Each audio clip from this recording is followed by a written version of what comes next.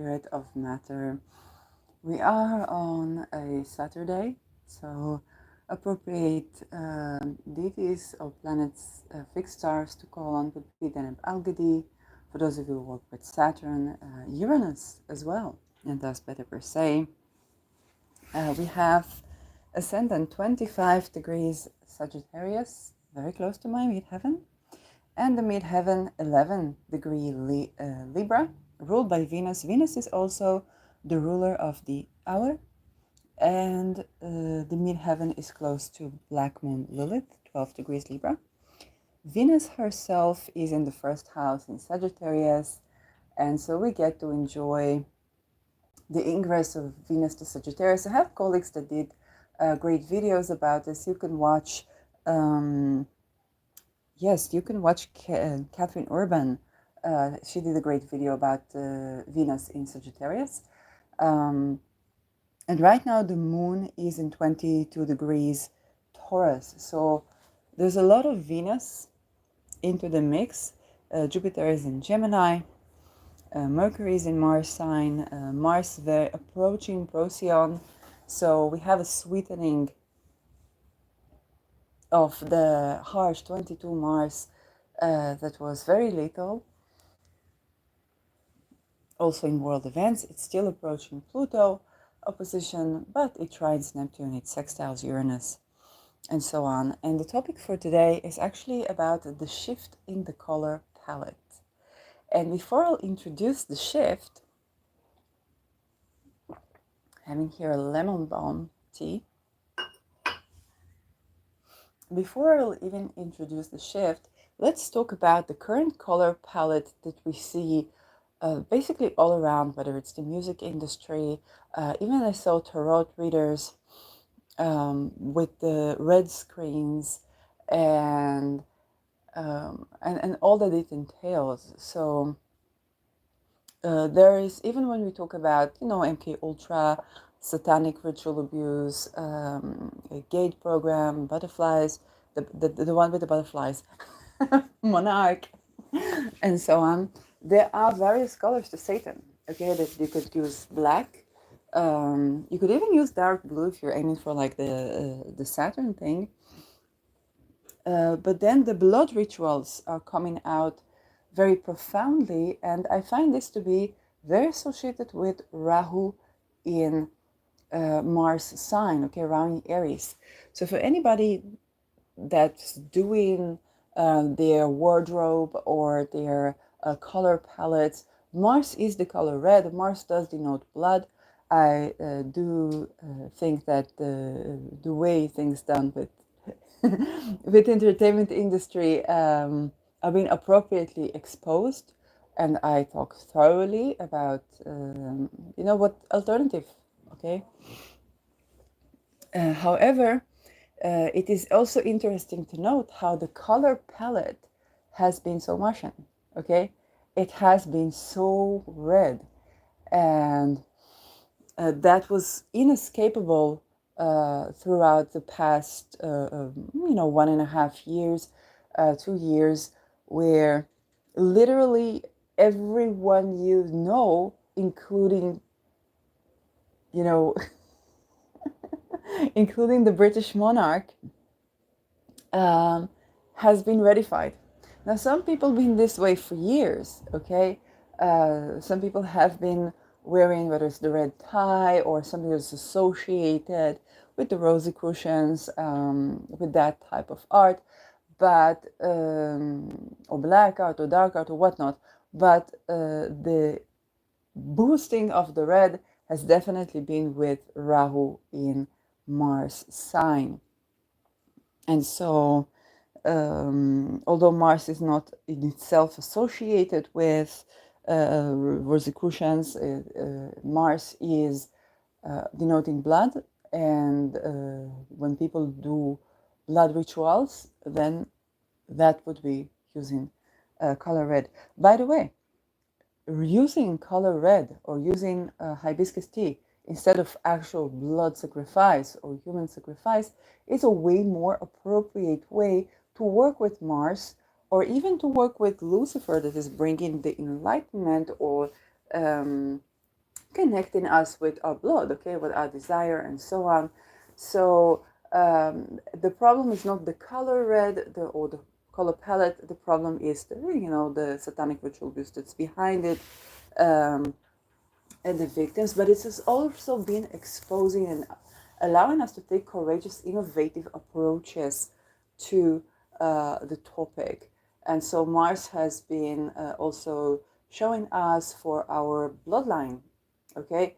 Our bloodline, Mars is also a name, and Aries is also our identity, and how our identity and our blood has been connected, and in a more a realistic appraisal. Okay, so it's not the pure bred blood as people used to think. We are informed of the inbred and what it does, um, and how unhealthy it actually is. We're also informed of what our blood is connected to and how it's connected to our names. I believe I shared my story about my Dutch father giving me my Hebrew name, and that is the first dews on the leaves in the morning, which they could see from the hospital because there was still an old hospital, so they could have just opened the windows, and it was ground floor. So it was the closest to natural birth or to home birth. Um, and I was probably one of the last babies who would be born in hospital in that atmosphere.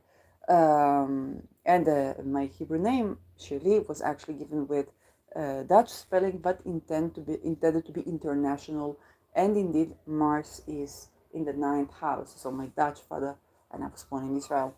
Um, and that plays a role. Okay, I bring the fresh water as a connect in my name, and I am either singing or whistle blowing, either way that relates to the singing bird, and that is in my name, and that is of course very likely in my bloodline. So we both take the good things about Mars denoting blood and purify ourselves from the purebred thinking that has led to a lot of bad atmosphere in our blood and in our society. Now, as we move from the nodal axis, we're shifting towards a new color palette. And I have already began to explore for this color palette coming in my life. We already had the lunar eclipse in Pisces.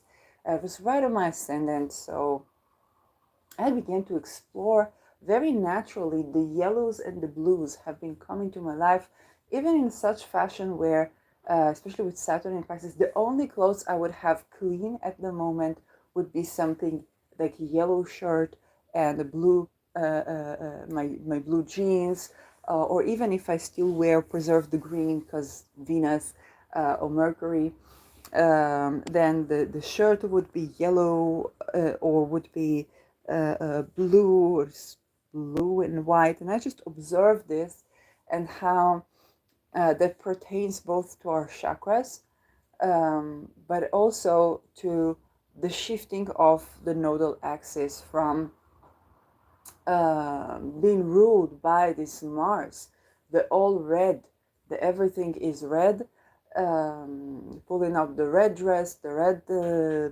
nails or whatnot, and moving towards um, the color palette of Pisces right now. And I want to look in depth into the color palette of Pisces, because what we're going to have there is right now Saturn, and Saturn adds a dark blue, while we might even be very, very motivated to paint more so than before, to do abstract art more so than before. I would be very, very happy to do that again. It's been coming in my life, and all the colors when I reconnect with my fatherland and with my motherland as well, but with my fatherland, with my upbringing, and the colors, the painting, the tradition of colors is something that repeats into my life. And Europe has always brought color into my life, and and we will be doing that more. We will be taking a note of the abstract, also the music. I have been It's very funny because it began with the Mars round of intending to a prevention of political assassination. Literally, almost all the people were somehow connected with music, though they were politicians. So one person wants to be pianist, one person wants to be musician, and they were kind of pulled from this, what we would today call influencer platform, or this musician platform, or this artist platform, into the social arena to be acting in a certain role in society. Um, and whatever their intention was, there would be always something with nefarious intention behind it. And so there is a big calling to liberate, which is shifting from the Martian, the courageous, the hey, let's talk about MK Ultra. Hey, let's talk about expendable children. Hey, let's talk about the way even Inuits trained shamans and how that translates to the hermaphrodite cults of today.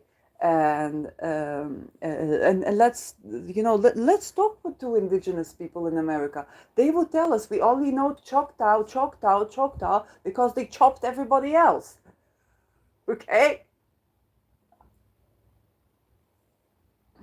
It doesn't mean that we should have perpetuated this, but it's something that from indigenous society we need to change.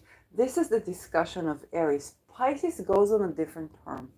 Pisces, and my Piscean experience is being reconnected with the art, being reconnected with, roaming around the city, and then there is somebody playing Debussy on a piano, and it's an African man, and I sit and I feel how the waves that are coming from his playing kind of move inside for the body and inside for the feeling and the lineages, and beginning to wonder like who brought classical music where.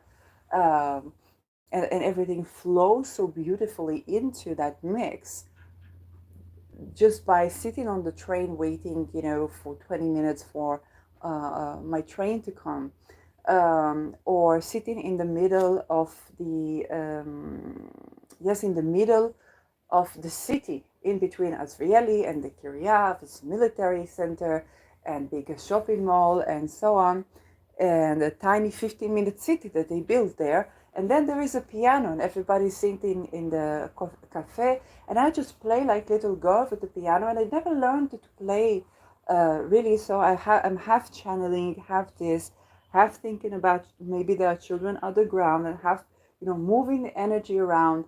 And there's something very free but true and powerful about this, that is in a different way celebrating life and bringing our messages across by just being.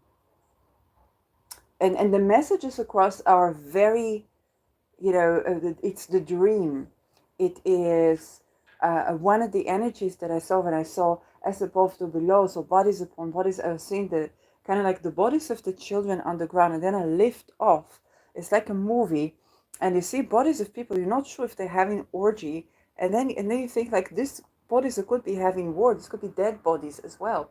You see the as below, so above, and all of these streams of consciousness arriving from the consciousnesses of people that are even within those systems, that grew in those systems, and the colors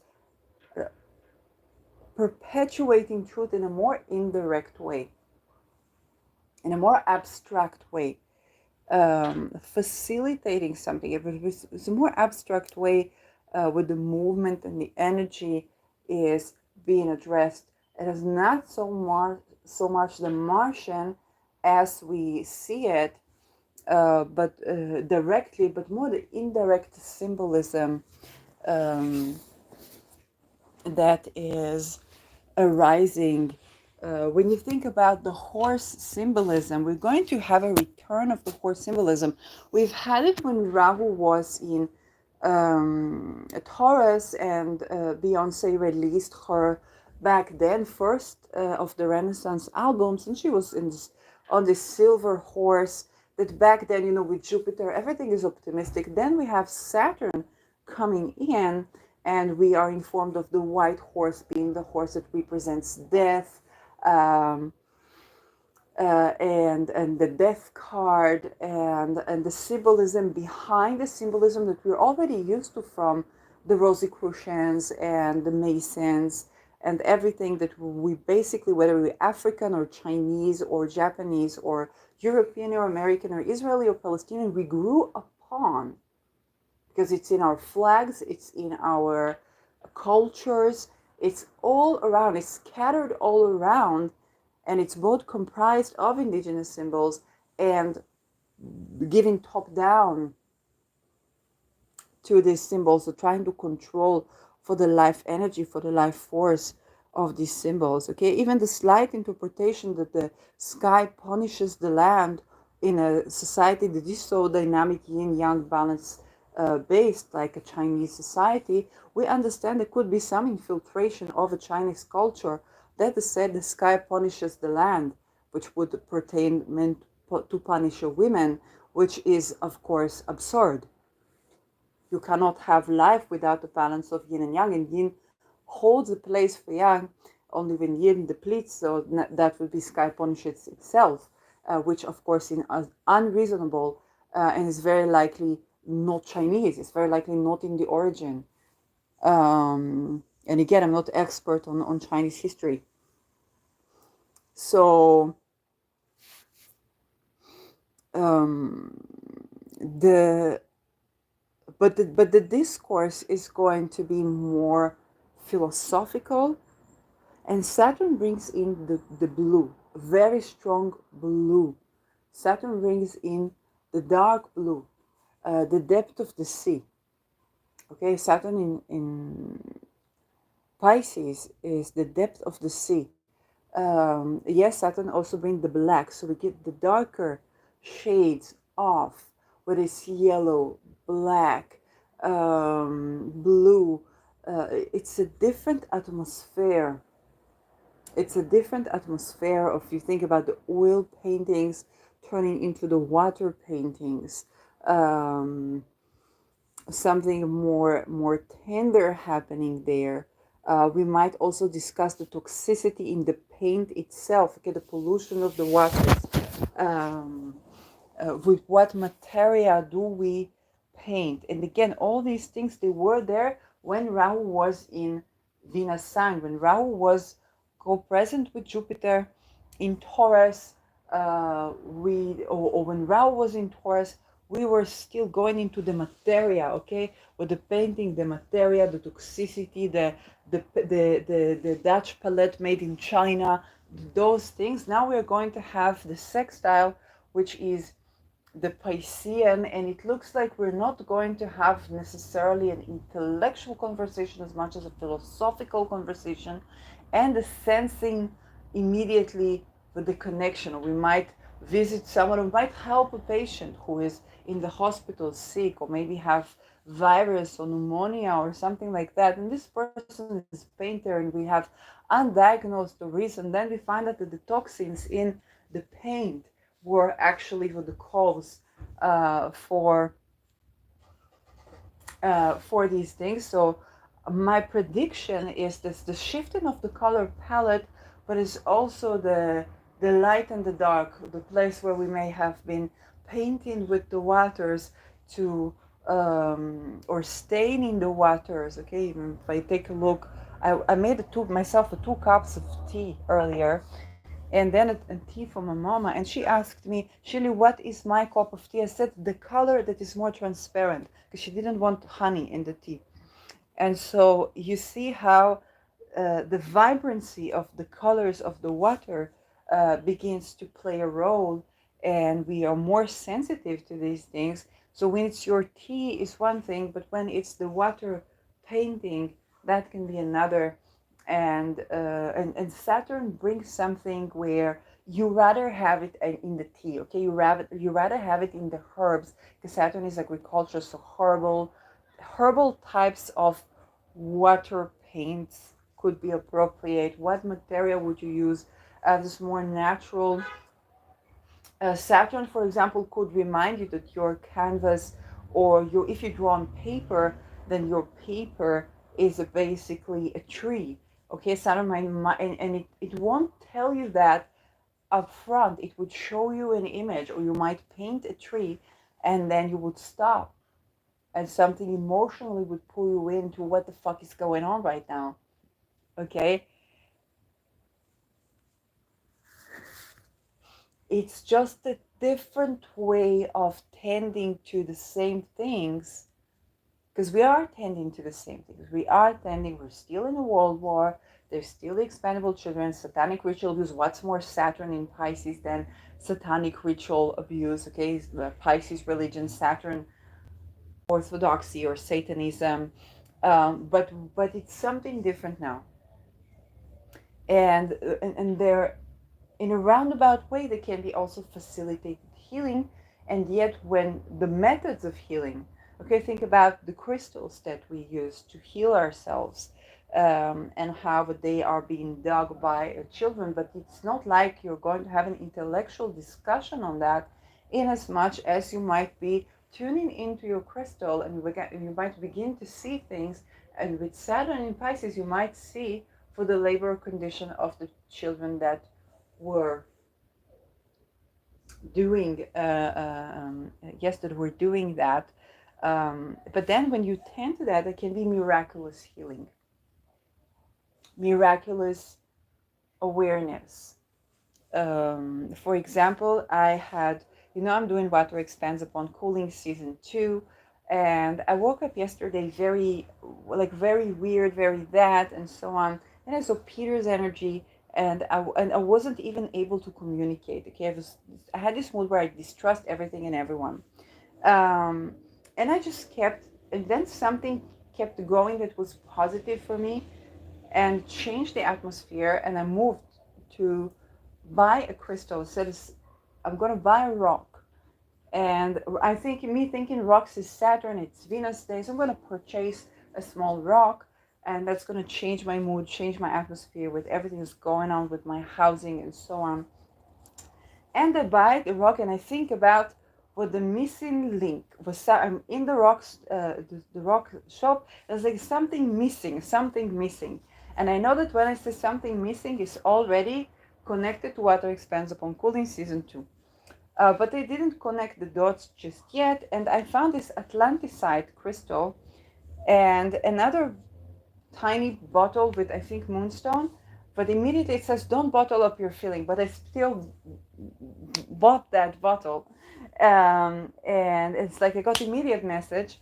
And I bought this crystal. And this crystal is to do with Saturn, and it balances the heart and the mind. So I was just tending to, it's not only that I bought a rock for the Saturn, it's a green rock with stitchtite. It's serpenite with stitchtite. It's serpentine with stitchtite. And serpentine is an Inuit crystal. And the green, which is Venusian and Mercurial, and it is a rock which is in Saturn. I have Venus opposition Saturn in my natal chart. It was a Venus day.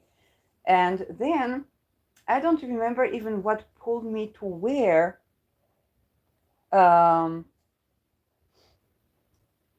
I would get that, it's like this urge to look at something. And then Peter Sang was just uploading one book of the year, and I saw things about books. I was like, I know I'm going to read that book, but I want to be in Netherlands when I get there. And so how everything came about in a way that is not very rational. I wasn't planning to go there. I wasn't listening. Okay, whenever Peter wants to say to me something, it's like I wasn't listening, and I didn't understand what anybody wants. And I had this distrust, this kind of like lack of faith in life. And then I said I'm going to do something that changes that, and it was through a crystal. It brought back the balance, and I was like, oh, of course, I should pay attention to that. I should pay attention to something happening in my environment that reconnects me, okay, with my lineage, or reconnects me with my heart, basically. And that is the roundabout way that Saturn in Pisces can work. Okay, it's, even if you're really, really depressive, it's going to try and try and try to show you things that could be miraculously healing, and they can have to do with rocks or with herbs, um, or with your lineage, ancestral, or even from the dead. Okay, from the dead, receiving messages that reconnect you with your heart again. And with Pisces, it's your healing, your emotional state, your ability to move energy around, to flow with the waters. You think about be the waters. Financially, okay, fiscally. I've been talking about Ronald Bernard and his Beats of Joy project. So I have been receiving Be the Bank when I was in Netherlands and when I came back and so on. And I have said money grows on trees. Why were we taught that money does not grow on trees? So money grows on trees because it is the greatest wealth that we have. And to grow wealth, we need to understand the trees. And also you think about trees as Jupiter and Saturn as agriculture and all these things that are, the optimism, the growth, the dedication, the lineage, the connection to the roots. And then Saturn in Pisces give us the liquid assets. And then I hear Ronald Bernard talking about his new currency, basically, project. They're supposed to be cooperative based. And he's saying, well, give an analogy of the tree. Okay, we have to understand it takes so long for the tree to grow that we need to understand we are growing a tree.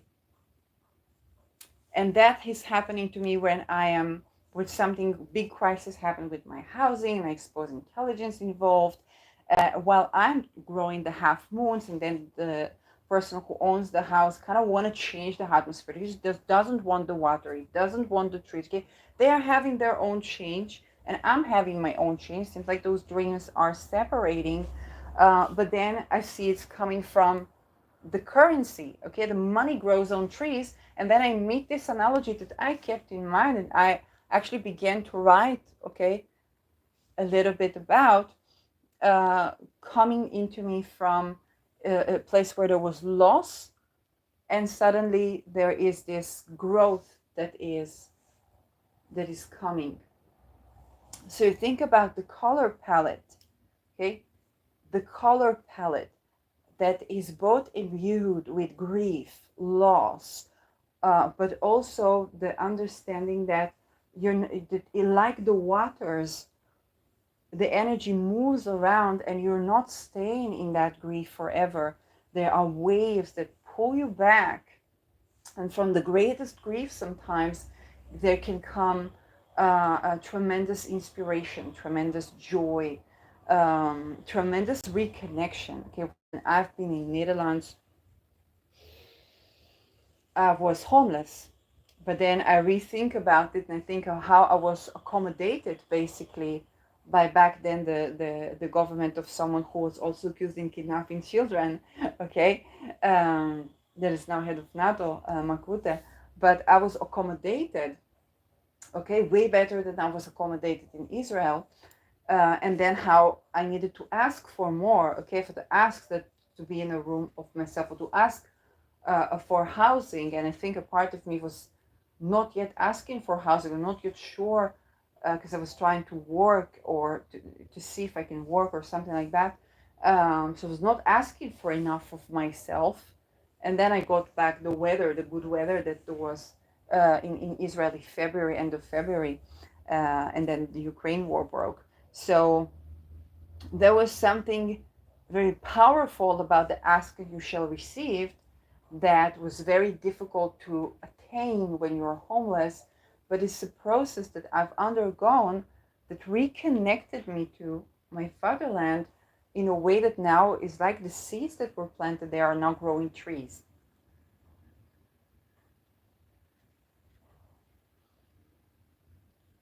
All the while, there is a fear of loss of my own papers because I have to do like bureaucracy. I'm not sure if I'm going to have enough money, and like all those weird things, because it's kind of like the loss and the miraculous healing that happens together. Now we are meeting this axis again where the new beginning might be imbued in the beginning with grief and loss, or might come from grief and loss. And I want you to think about the relations that sometimes are formed. You know what? I'll go even further for those Virgo ascendants of you. In ancient astrology or old astrology, the seventh house was the both house of death and house of marriage. Why? Because the culture was such that men and women weren't really meeting each other, but upon funerals, women would beautify themselves and they would meet a mate. So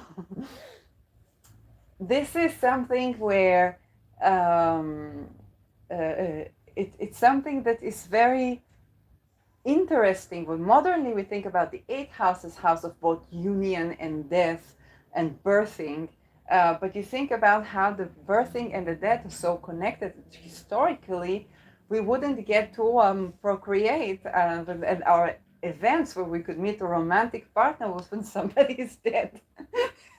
Okay, so you think about how, on a deeper level, how grief, loss, makes us come in touch with our heart in a way that is vulnerable, that even the strongest of men, okay, the most heroic men, when they experience grief, they open up their heart to something that all this is such a helpless feeling. Neptune, okay? The loss, the grief is such a helpless feeling that it's just like you fall apart, and from that something grows that is a seed of life. Also know that our dead, deceased people, okay, they don't go to suffering, they go to better place. And you see a lot of Neptune transitions with certain deaths that tells you that person went to better place, or you even feel, okay, I know that when I've been tending to prevention of political assassination, I've been tending to people who were assassinated, I received energy that was such life energy. Okay, you look, if I look at video that commemorated somebody's murder and what took him some time to die even, immediately I receive an energy of a person from that crossed over, and such beauty and such joy of living, and such light that I don't know how to describe in this world even. Okay, um, so we are going forward to that type of new beginnings. There can be grief, there can be loss. They're very likely to be lost. I'm not saying that somebody's going to die, but with Saturn, likely. Okay? Very likely. Somebody's going to die. And very likely somebody, we can have new deaths, but the death is opening us up to new life. Okay? Think about if you were a Palestinian trapped in one of the sex trafficking cults of Sinwar, then as head of NATO say, I personally would not miss him, then you personally would not miss him. This loss would be tremendous relief to you. People are like, hey, what? Yes, Sinwar was a sort of an Epstein for people. It doesn't mean that he wasn't humane, that he didn't have other things that he did well or stuff like that, but he was not so much hero when it comes to whoever was trafficked by him. Okay, and that was what it's about. It was nothing about freedom, about none of that. It was just like a bunch of planets in Scorpio and Pluto-Uranus and the Rahu Mars that really tells you that's kind of like a sex trafficking called for royal bloodlines. That's just what they did with him. And they put it with nice imaging of freedom fighter and so on. It's satanic ritual abuse, okay? But you see, Rahu is still in Aries. We're still tachlis, okay? Down to earth. directly. What was it about? Okay, he was sort of an Epstein for whom some royal calls, I don't know, royal bloodline. Okay, that's what's up. But then we go into Pisces and we have this deep emotional grief imbued with deepest of joys, deepest of miraculous healing, deepest of miraculous loving experience, intimacy that seems to come out of nowhere, okay? Intimacy across such realms, but it can begin with barriers. There's a certain barrier that leads you to explore deeper, okay? So if I think about Saturn in Pisces, then or my journey with Saturn in Pisces, first I wanted to treat my teeth, and then I tried this oil, this oil or this thing or that thing, and then I invite two, like one powder and one thing that somebody who does aromatherapy does. It's kind of like putting my money also where my mouth is and supporting my colleagues that do aromatherapy. And then that thing hasn't arrived yet, but everything goes kaboom with the house that I live in. And so there's something very holistic about the Saturn Pisces. I try to look for, the airport to look for where it's cheaper is usually would be in Romania or Turkey. So Romania would probably be safer, or Hungary. And then the name of the dentist, I kid you not, would be Peter.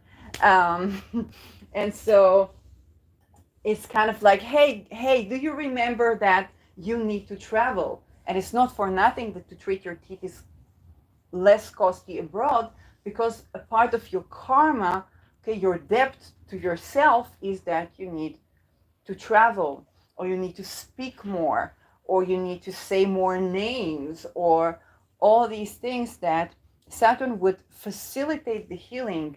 Until I got to do just to clear up, like usual cleanup, it went 3 years in COVID that I didn't get to do these things.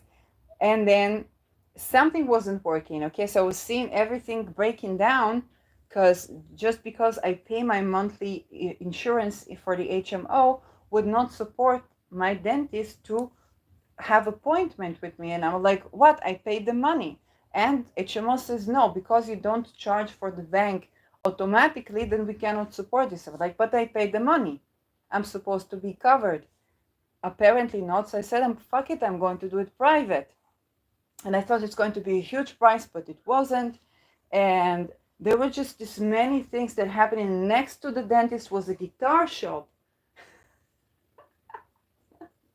That's like, how do you expect to do your teeth if you're not doing your karma, if you're not doing what you came? Because Saturn in my first house is what you came here to do in life. It's your life path.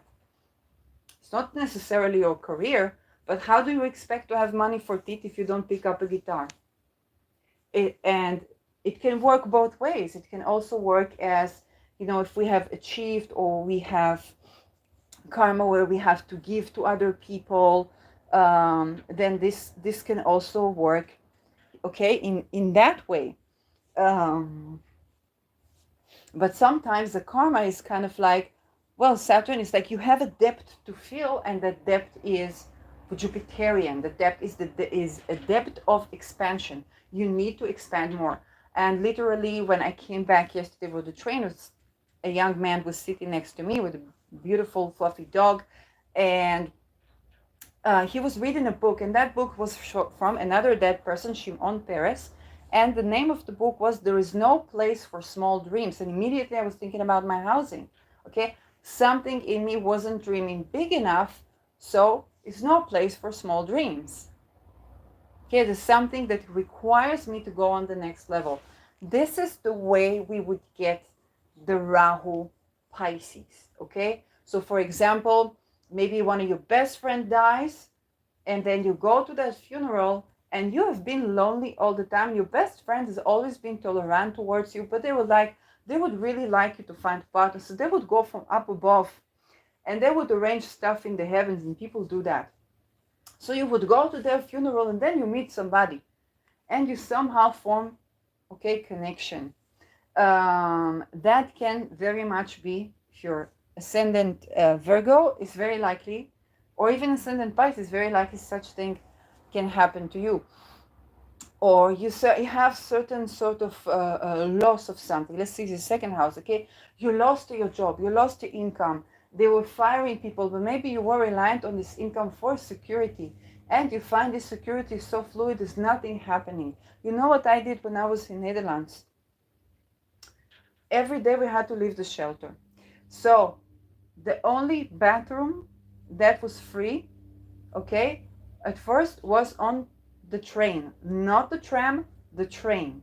So I had to drive back in the train, which was very funny scenarios for me to have bathroom next to me that is free, and I had to travel somewhere. So I traveled somewhere, and this is how I have traveled in areas where I was not in a while. It was in the north, but that's basically, and I had to go to be back by 4 or 5 to get back to the shelter. But I had to leave and I had to be back. And every day when they said they closed the shelter, I said, I'm going to relax, I'm going to travel back the train. And then they would catch me. They say, okay, I have to have your passport. I say, yes, this is where my shelter is. I say, I have to write your report, but this is where you cancel it. I'm not supposed to tell you that, even though this is your right to know that. And nobody, it was not enough. But the person that was supposed to cancel that was waiting for me to offer him something else for that. So naturally, I did not take care of bureaucracy. But the thing is that happened. And then the other thing that happened is I found another place that we had in a neighborhood where there were many Israelis, by the way. And right next to the church, there was another place for homeless where they would have also the meal, the lunch. And we have a place where we could paint there. So it was basically creating art every day, creating beauty every day. I was channeling art and began to learn like a type of painting techniques and all this. There were many painters that lived around these streets in Amsterdam where the pipe is. And I was just creating beauty every day. Okay, so that was my karma. And it began with a loss of housing, a loss of social group, a loss of my chances to do my business at the time. But there was a deeper karma that I had to fulfill.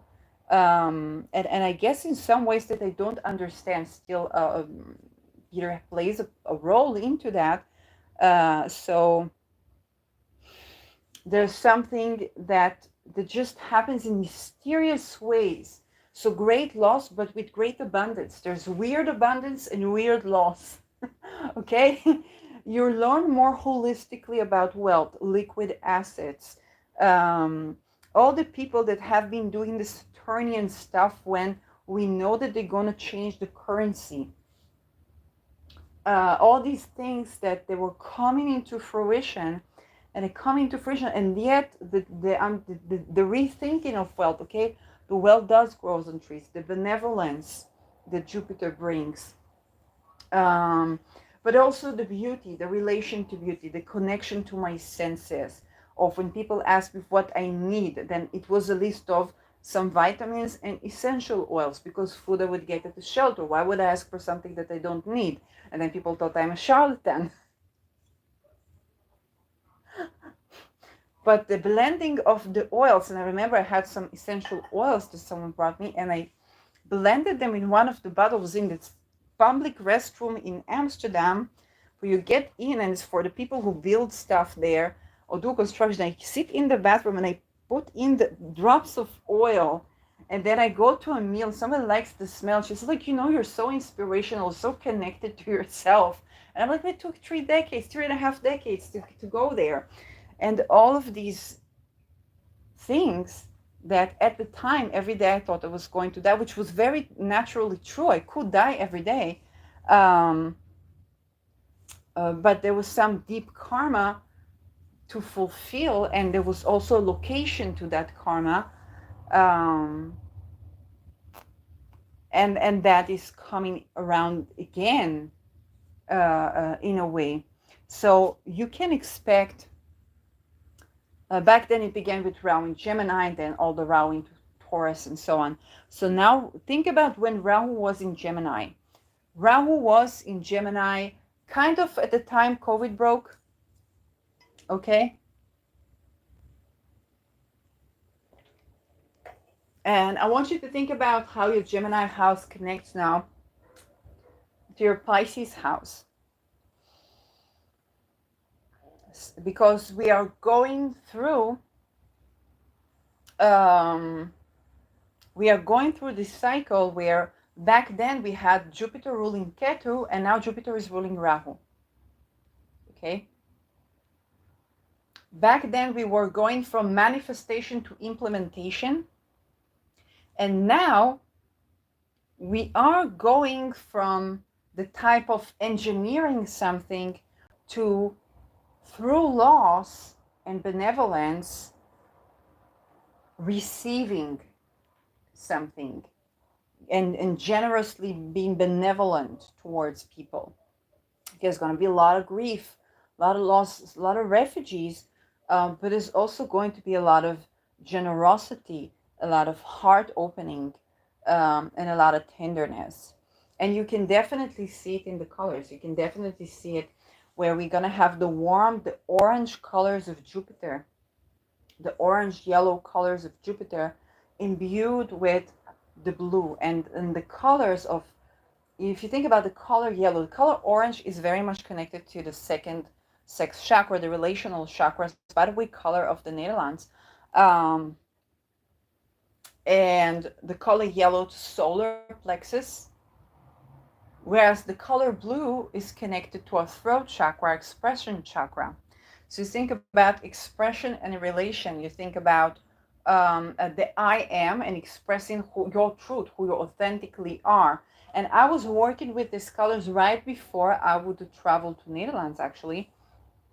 So again, I want to invite you to think about what happened during the time where Rahu was in Gemini for you, because you are revisiting this topic from another point of view. And this point of view is, by the way, frictional to that point of view, because Rahu in Gemini is frictional to Rahu in Pisces. For example, if let's say Gemini is the second house, or Mercury is the second house, like in my case, then you might be going towards, becoming more technological savvy, owning technology, having your houses in the city, and so on. Whereas Pisces is taking you to the ocean, to traveling, to, hey, does your city life, city schedule coincide with taking a trip somewhere? Okay, go hiking somewhere. I have family in Netherlands, and some of my family, they live in a flatland, but when they are on vacation, it used to always be in a place where it's by the mountains. And they always would take their dogs with them. And so you can think about the Rahu in Pisces and how it's that type of vacation. You live in the city, but you travel there. You live here, but you travel there. However, it might not be traveling to you, okay? It might be Pisces is your fourth house, or you want to also think about the relocational chart. A lot of the world would be traveling. When Rahu is in Pisces, people travel, and it's not a short-term distance, okay? When Rahu was in Gemini, people were getting more local. And indeed, we are going to have Uranus in Gemini. People are going to get local. Jupiter is in Gemini, so even when you think about flights, it's usually to nearer destinations. But when Rahu is going to be in Pisces for at least 1-2 years, we're going to have both restriction on traveling, but it can be such restriction if your karma is to travel, and this might come unpredicted. I'm going to tell this story again. When I traveled, Saturn was in my 12th house, okay? And when I traveled to Netherlands, I didn't know I'm going to travel. It was a square to Uranus. And I was sleeping at the airport. I was homeless. And there was no solution in Israel. And I used for my credit, the Israeli credit, to buy a one-way ticket for there. And I was channeling the whole experience. because I was doing channeling experiment, and I was like, what have I got to lose, right? And so it was all very immediate. But when I entered the place, first of all, I wasn't supposed to enter because it was COVID. You were supposed to enter only with flight ticket. But I just entered, and they let me stay there, okay? And was there intelligence involved, not involved? I don't know, because I never consented to any such thing. But people use people as intelligence, even when you do channeling experiment. So, beware, maintain your sovereignty, maintain your boundaries. People use people to surveillance all the time. But the fact is that I was telling the woman at the candy shop, I was telling her, I haven't been here since I was 12. It's when I was flying to Netherlands. And she was just, oh, wow, how did he let you in here? Because you was not even supposed to be here if you don't have flight ticket. I said, I don't know. He said, well, if they let you in here, come, enjoy. And I was just visiting the airport, which was a new place to me. Okay, I haven't been there. And then for the next day, buying the early morning flight. I like morning flight because I can see the skies, and it's such a spiritual experience. And that's how I traveled to Netherlands. Okay, so there was something very immediate about applying, because I was manifesting traveling for a while, but then there was applying, and then there was this Saturnian effect. Okay, I was homeless. They were going to close the shelter every day. I had no money. I had no papers. Okay, it is this something missing. Okay, and I have Neptune in Saturn sign, so that can be missing papers, and also missing that, but also missing papers. And now with Rahu, we're going to have some sort of similar effect, okay? There's some sort of, either you travel because you're a refugee, or you travel without suffice papers, or there's something missing, some bureaucracy missing, something with the papers is missing, hopefully not housing, okay? But there's something missing, or you travel to a funeral, or you travel to your ancestors. There is something Saturnian around that. Now, I really, really, really, really love the use of rocks and herbs, something agricultural related when it comes to Saturn. So you think about marine agriculture, or you think about the rocks that are the rocks of the sea. You think about the talismans that are made of rocks, those things that Saturn rules. And these rocks can be rocks that you find, okay, in your vicinity, or maybe you travel to do some mining yourself, of certain minerals and stuff like that. That can be the type of traveling that we have. And you might not know that your karma is to travel. When I was in high school, I traveled to nearly all Europe, and I didn't believe I have in my karma something missing of traveling, because I thought after that everything is privileged. Everything is privileged. I'm not coming from elite royal society. I'm not coming from, any elite bloodline or something like that. I come from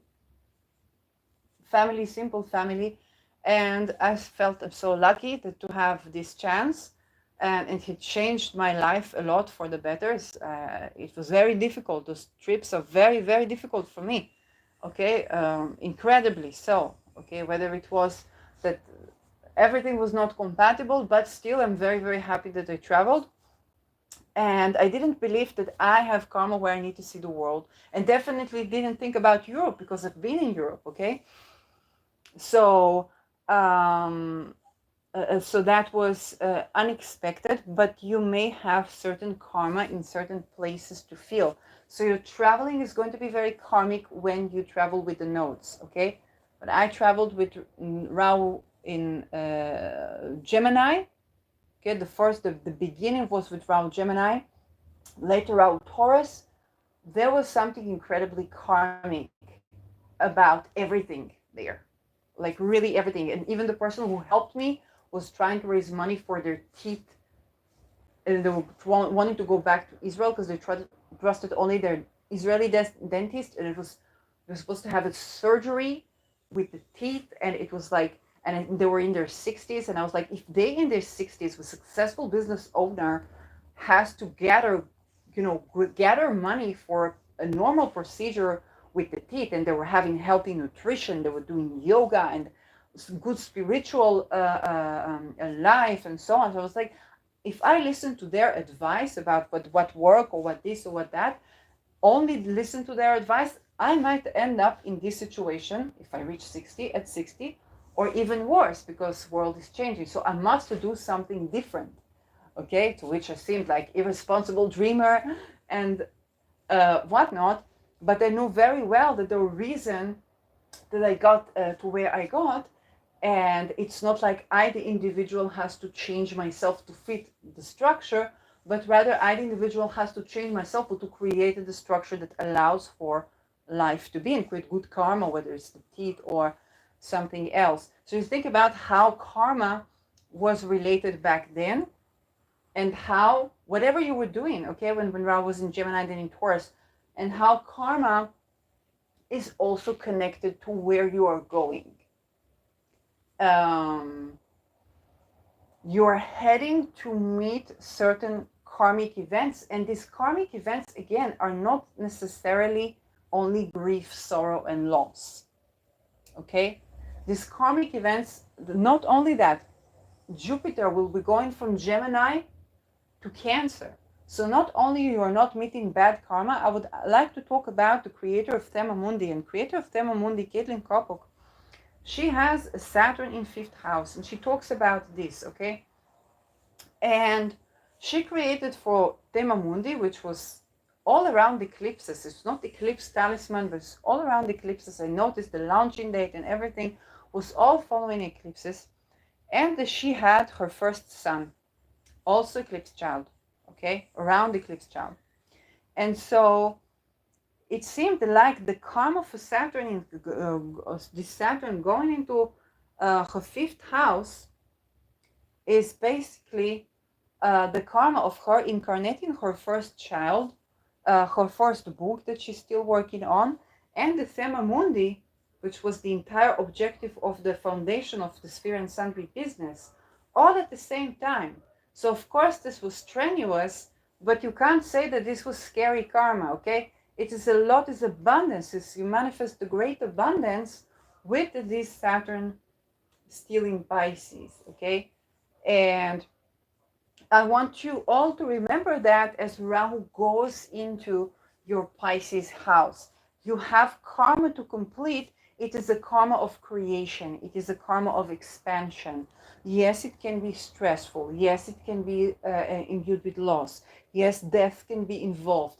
But you have a karma of expansion. You're not, even if you are the one going to die, even if, then there is such expansion for when the afterlife is, that is not to be feared. Okay, I'm not saying that that this going to happen. Of course, that is something we grieve and it's loss. It's not like we are happy always when we think about a lost loved ones, but there's something where you genuinely are going to a place that is better. Okay, you genuinely expand out of this physical existence. Okay, this death is an expansion of the soul rather than it's a contraction from the physical body, but it's expansion of the soul. Think about contraction and expansion as Jupiter and Saturn. So something is dead to you, or if something is completed its cycle, because you are expanding to someplace else, where there is your own death, which can be, or it is your own home. 4th house, darlings, okay? Death, home, grave, it's that and that. But it's also, you want to think about, let your house not be thy grave, okay? So you might want to travel, might want to go somewhere in life, you might want to do whatever you can do to expand. And even if there is contraction of resources, I want you to think about this contraction of resources. Where is the expansion? Because there is an expansion. And that expansion is leading you to a concrete achievement here with this Saturn. It's something you can achieve that is actually, okay, that is actually real. Um,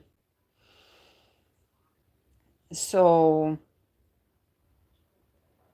this also is reminding you of the colors, okay? It's not just the color red or yellow, okay? Color red is very much red. Defense, repel, shield your energy. I've been doing so much shielding my energy this Rahu. I learned to protect my energy by any means, by exposure, by magic, by even death magic to enemies, okay? If people are, if it's more humane for them to die. So all these things. And the color was really the color red. Red blood. I even learned how to do blood, not blood sacrifice, but like menstrual blood magic. Where I didn't think I would be doing such thing. I thought like to paint with that and so on, to put it in the. But even that, I was introduced to even do that. It's like everything with the palette, color palette red. And towards the end, for the last eclipse, I even dyed my nails. I had strong calling to dye burgundy. And burgundy reminded me of the color nails that my mother used to love. Okay, Scorpio. And I have Saturn in Scorpio. So that burgundy was kind of like bringing a seal to dye my nails burgundy, bringing a seal to this Rahu in Aries karma. Okay. And so, well, whatever I would maybe green, or to bring some new energy, or maybe even like pearl, kind of the color of the moon. And then it's considered bridal, but I was using it for the color of the moon and so on. And then there's this burgundy, okay? There's this, again, the color palette of Mars. So now we are entering the colors of truth. And so the communication, the truth, the compassion, and supporting grief by getting into the blue color, which protects us psychically. Okay, it's also psychic protection.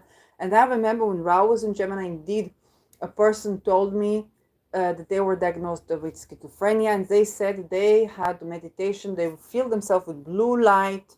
And that was before COVID, okay, before Maui, before everything was blue. Okay, all the blue thing that repelled the lasers. But they were telling me I'm filling myself with blue light and this and so on. And this helps them to curate for any spiritual warfare, what we call today. But back then it was diagnosed schizophrenia. So the color blue is for the color of Saturn, to set boundaries, to stand in your truth. The dark blue, yeah, it can be associated with grief. And Saturn is not so life nourishing, but it's life nourishing in the sense that the freeze, okay, the freeze that we have in the winter allows us to hibernate and to have a deep sleep where we go out to life, and the melting of the spring brings in the fresh waters. So this is where you think about this dark blue color kind of closing in, but closing in into the truth of who we are. Okay, wearing blue into the truth of who we are, into our truth. Is color that is not black. We could have black, okay, but dark green, dark blue is color that's protecting us in the light of the truth, rather than just blocking everything like the black. Okay, we will see the black as well, but the black color is sealing everything out, whereas the blue, dark blue, is allowing us to anchor in the frequency of truth. What is our truth? And this truth may contain grief, it may contain loss, it may contain death, it may contain yes, deception even. Okay, where deception lies, in the blue color can protect us from deception. And then there is the orange color.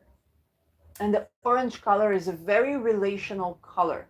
can remember the first time that I was speaking with a European musician about the sun. I said the sun is orange, and I'm Israeli, so in Israel the sun is very yellow. We don't have orange sun unless it is the evening or very early in the morning. The sun to us is yellow. So I was very surprised how the color of the sun changed upon the location and the longing for the sun. Okay, this is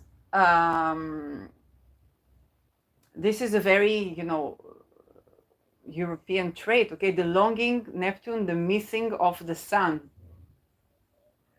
and okay, and how that's very emotional. Okay, when I've returned from Netherlands, okay, they basically kind of couldn't help me. They kind of kicked me out. Okay, it's kind of like, hey, you either have 3 days to get your documents right, which of course would yield to me being in the street frozen and willing to die. But or of course joining a drug cartel and becoming a billionaire and assassinated by the WHO. So either way, this Neptune, okay, and this Netherlands. But the thing is that when I came back to Israel, it was late February and it was the winter sun. The very first thing I remembered when I returned to Israel is the warmth of the sun. Okay, so you think about also we begin this towards winter where where the sun is missing, but the orange color can be both missing from our lives. Okay, there can be missing sense of relation where there is miraculous relation.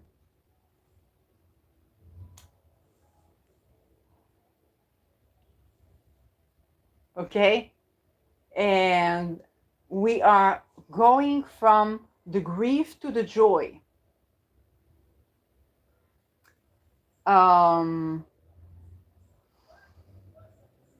There is a missing sense of connection to expansion through connections, and there's a renewed sense of joy and hope that arises as a result of that. So and as Jupiter moves into Cancer, that's going to be even stronger. For those of you trying to conceive, it may be that perhaps if Jupiter in Gemini, but also in Cancer because of Saturn, perhaps maybe the second time it works, okay?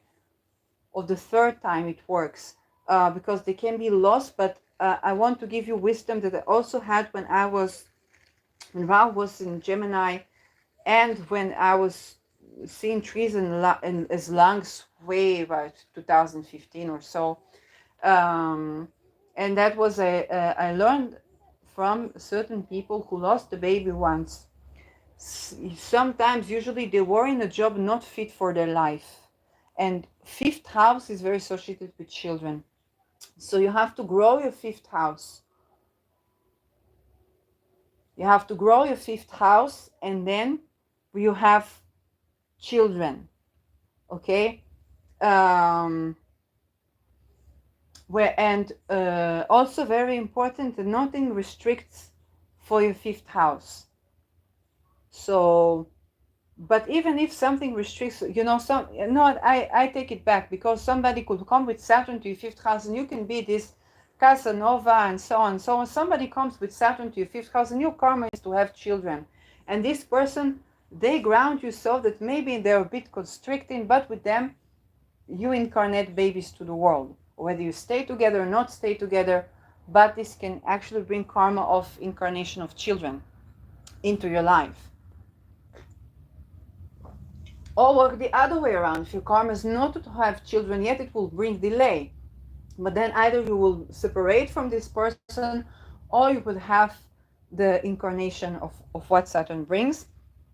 So for those of you where this cycle is about growing the family or having a child, then this is going to, if there are a couple of attempts, then it's very likely the fifth house needs to be fully developed. Okay, your inner child, but also for it's not just your hobbies.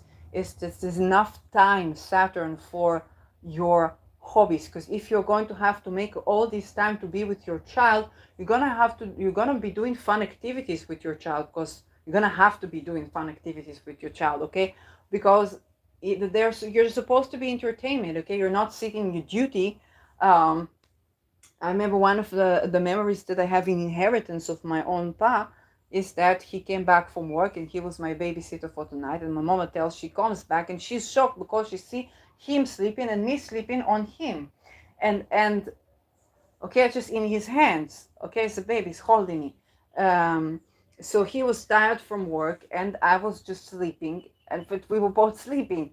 And the funny thing, when I tended to my inner child, the kind of like the pre-verbal state, I remember very early memories, kind of going back to that experience of sleeping, and like I'm sleeping on the person who is like the father, and I'm falling asleep like that. And that became, okay, for one of my inner child needs, and through which I could grow. It's like the deep sleep. Even when I bought the Tema Mundi, it was a birthing talisman. The invocation, it talks about the night of Brahma, the deepest of sleep. So for me, you think about how spiritual it is. That supposed missing father was the person that I felt that the infant memories that united together was the sleeping. Then it's kind of the deepest of sleep, because person comes late from work, then all they have to do is that they sleep. Okay, they can't even be fully present, and then the baby just sleep because you're rested on somebody who's fully rested. And even if my desire when I speak about is to be fully rested, so for that part it just looked like, hey, that person is just fell asleep, is irresponsible and so on. But my inner child needed that deep rest more. As I speak about this, I'm recalling this as I speak, okay, to be deeply rested. And so we, together with the missing father, what was missing is not just the father that plays with you and so on, and moves things around and something like that, which was overwhelming energy for me by most of the times. I had to like hold okay, for the energy. It's good energy, but sometimes overwhelming energy. But the deeply rested, the deepest of sleep, was actually what was missing. And I understand that as I'm speaking with you. So again, you think about how almost satirical it is,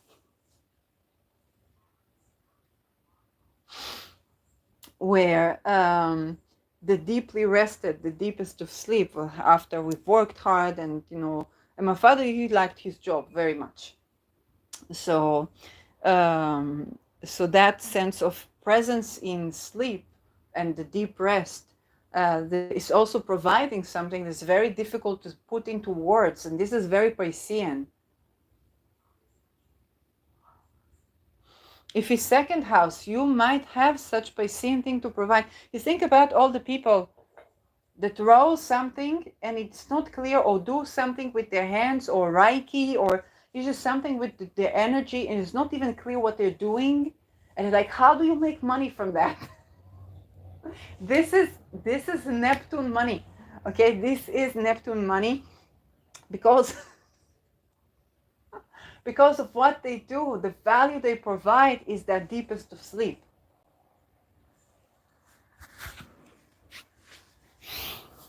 Okay. Well, then you go back to, okay, if I go back to the currency, okay, for Ronald Bernard, for the beats of joy, the money grows on trees. And and why would I want to buy this currency, not other currency? Oh, because it's free from satanic ritual abuse. So there's something about the energy of the currency that may unlock for my ability to make income. So now it is a hidden value that's added to something, where from the scarcity, from the how do we even have a currency? I was not even charging for astrological readings, and not offering them for a while, because I felt like, what currency would I charge? Okay, and now there's something that is this hidden value, from this depth of scarcity, the what will be, into this something that could change from the core everything, and has a hidden value that we cannot even put into words, but we absolutely can even rationally understand that if we take from the equation of money, satanic ritual abuse, and all the energy blockage, and all the things that karmic events, and all the things imbued with that, and we just make currency without this,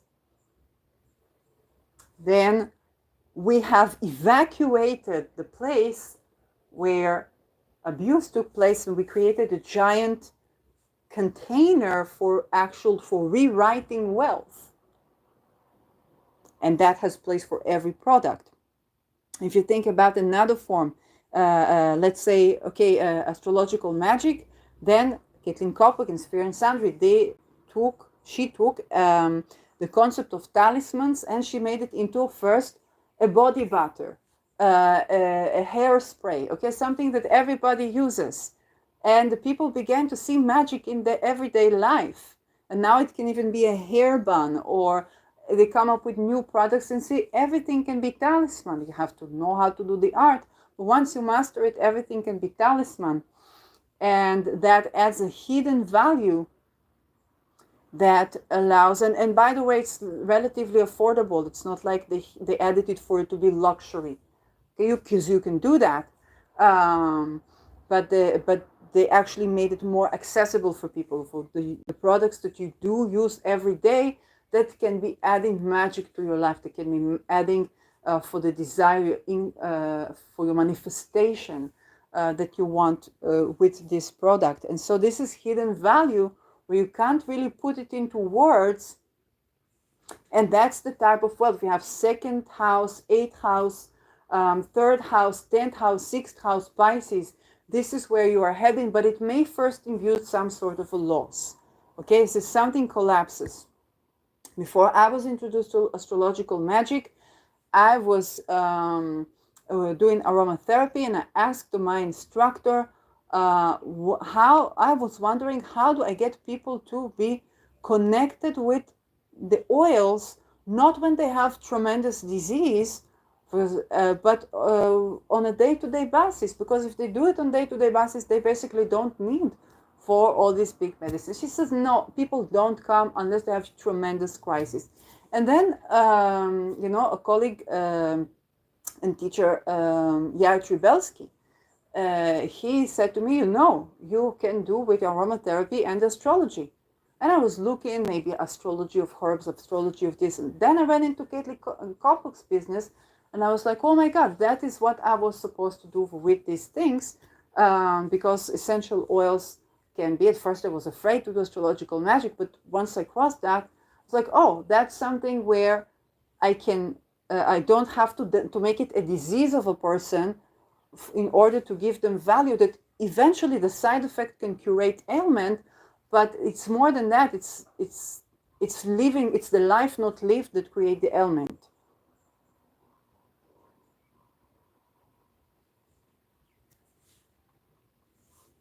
Those are the types of beginnings we're going to have.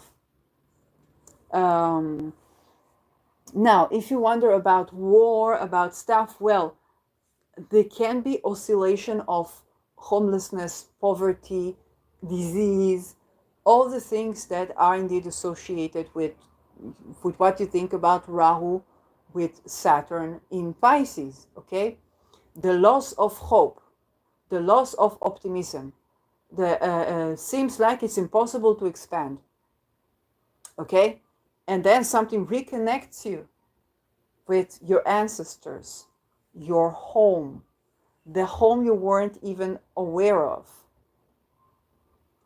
Those, experiences, miraculous healing that seems to come out of nowhere.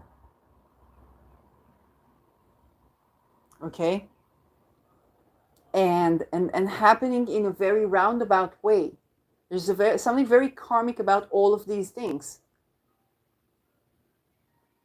For example, if I think about me tending to after running into the case of Peter the Priest, because I ran into it after he died. Someone was trying to introduce me to him when he was alive, but I was pissed at the third guy that I didn't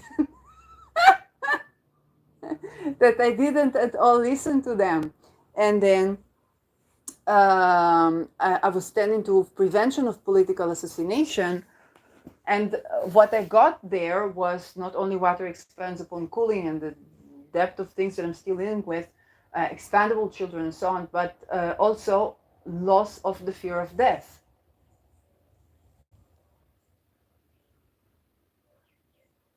Okay, things that are coming from other things. So there's something very karmic about the way the things happen, both with the eclipses, but Saturn adds another layer of karma. And it's also, if you've been afraid of Saturn, Saturn can be something very scary, because there's something fated to happen, there's contraction around it, there can be loss around it, it's taking time, it can be very freaking scary, okay? But as you can tell, it's something that is meant to redirect you to a different route of expansion that's actually contained. So Saturn is also end. Think about situations ending in your life. This is so much that you can grow with this person, this situation, this type of settings, housing, career, job, means of expression, and so on. Okay? But it's taking you from this end game, end the situation, into a place where is expansion. Okay? Into a place where is expansion. And so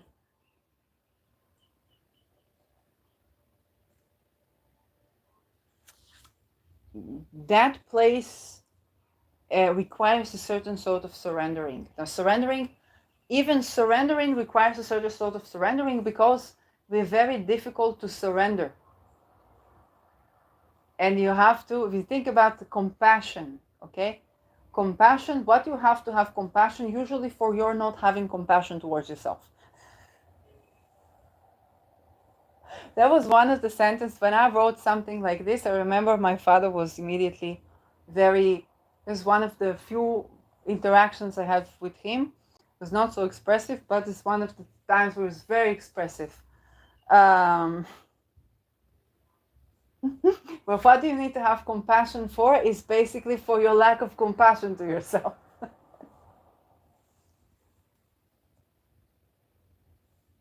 Okay? And with surrender is the same thing. To surrender to something, but basically what you need to surrender is the fact that you find it difficult to surrender to it.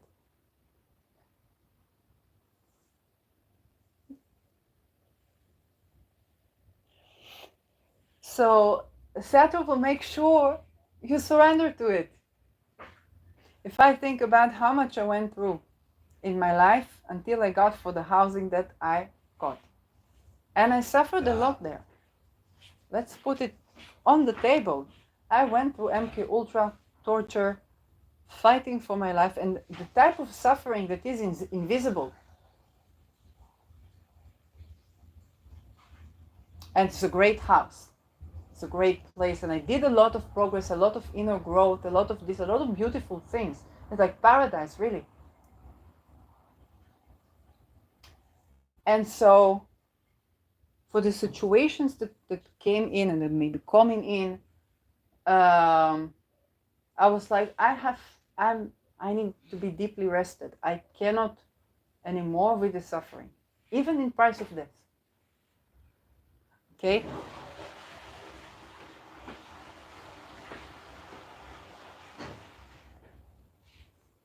And so you think about where you have to surrender something that you're very likely, there's a reason you'll be holding on to that, because there really was no more, if it's exhausted.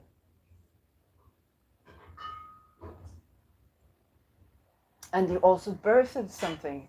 and then we have to surrender this as well, because there's the next level for you to go, and you're too exhausted, and the reasoning that I was holding on because I was too exhausted.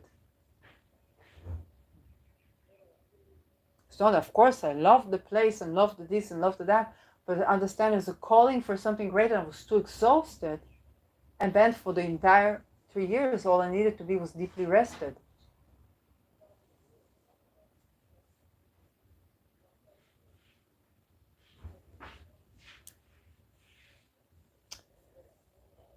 Okay, so to have the deep rest where I can have joy of living and creativity and so on, and then to be able to have the deep rest.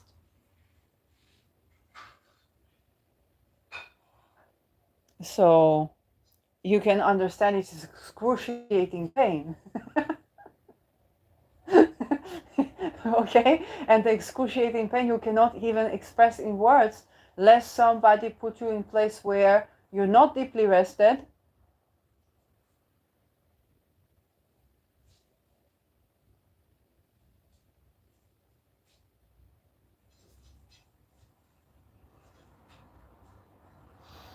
So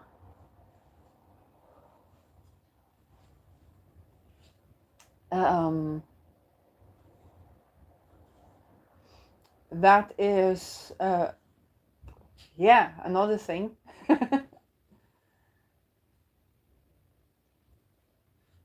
Okay.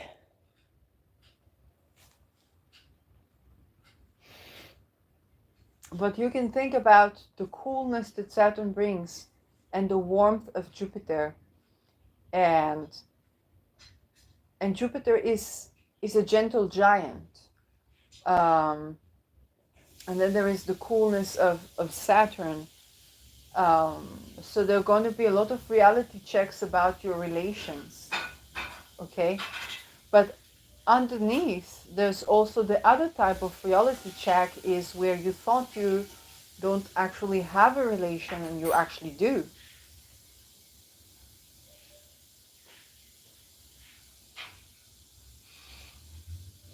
More so than you know.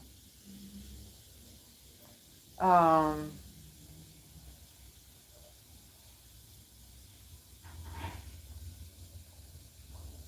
Saturn, Rahu in Pisces with Saturn can also bring something from past life. So yes, of course you can die. If you're Jupiterian, ascendant Pisces, ascendant or ascendant Gemini, ascendant Cancer with Jupiter is ruling, okay, or going over to ascendant. If so, it will be you die, you go to expansion. So it's not something to fear so much. However, you can also die.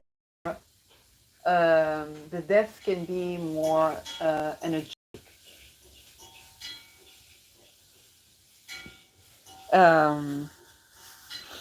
So yes, for those in the energy that eroticize death, of course. Those things too, okay? Neptune and Pisces are very erotic, and that can also be, and with Saturn can be, if it's relations, there can be age difference. There can be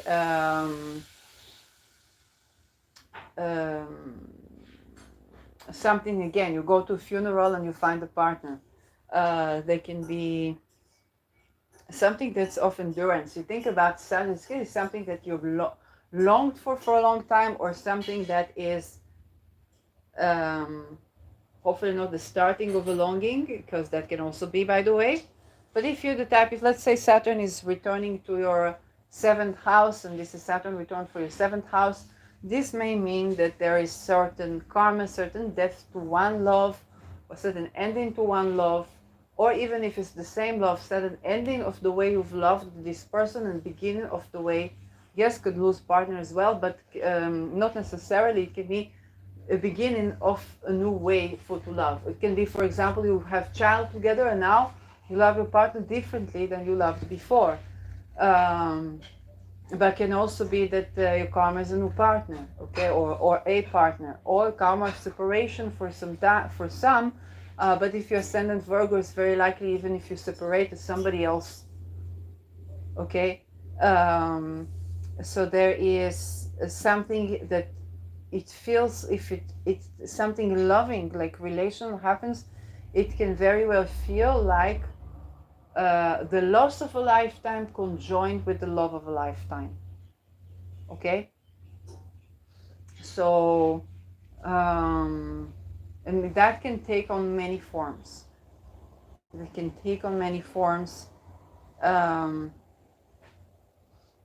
and there is a certain grief to be tending to when we are dealing with that fact. Okay, there's something that is helplessly lost. Okay, that is helplessly can't be there. Okay, if I think about Saturn in my 12th house, that was me definitely not losing a coping mechanism. Okay, I cannot just go to this place where they're going to try to drug me anymore, because it's never working, and all that I had to receive from there was basically things that had nothing to do with what they were forcing me to take when I was there. Um, so that was no longer will I have this coping mechanism for, let's say, housing, but also a decade-long friendship. Okay, no longer something that is hopelessly lost. No longer will we be able to rely on the same people we used to rely on before. So you think about something is helplessly lost. No longer will you have this coping mechanism. No longer, oh God, no longer will you have this to rely on. Okay, no longer will you have now. Usually we have that with Ketu, but now we have that with Rahu, because Saturn, and Rahu is in Pisces. Okay, we also, and at the time you're also purging something with Ketu. You're also receiving ancient wisdom. So you think about, if it's first house, it can feel like you're losing yourself, the old self, you're shedding your old self. It can feel like death. And at the same time, you're going to partnership, your partnership ends as well. But something new comes in. And that can be something that has such duration that is of Saturnian quality. If it's Saturn return for you, first or second, that can have Saturnian quality. Saturn maturation, to a lesser extent, that can also play a part in your life.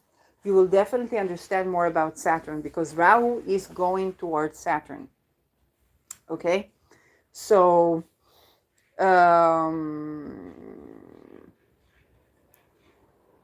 again, taking back to the palette, the colors of the palette. Purple is also color that is associated with Jupiter.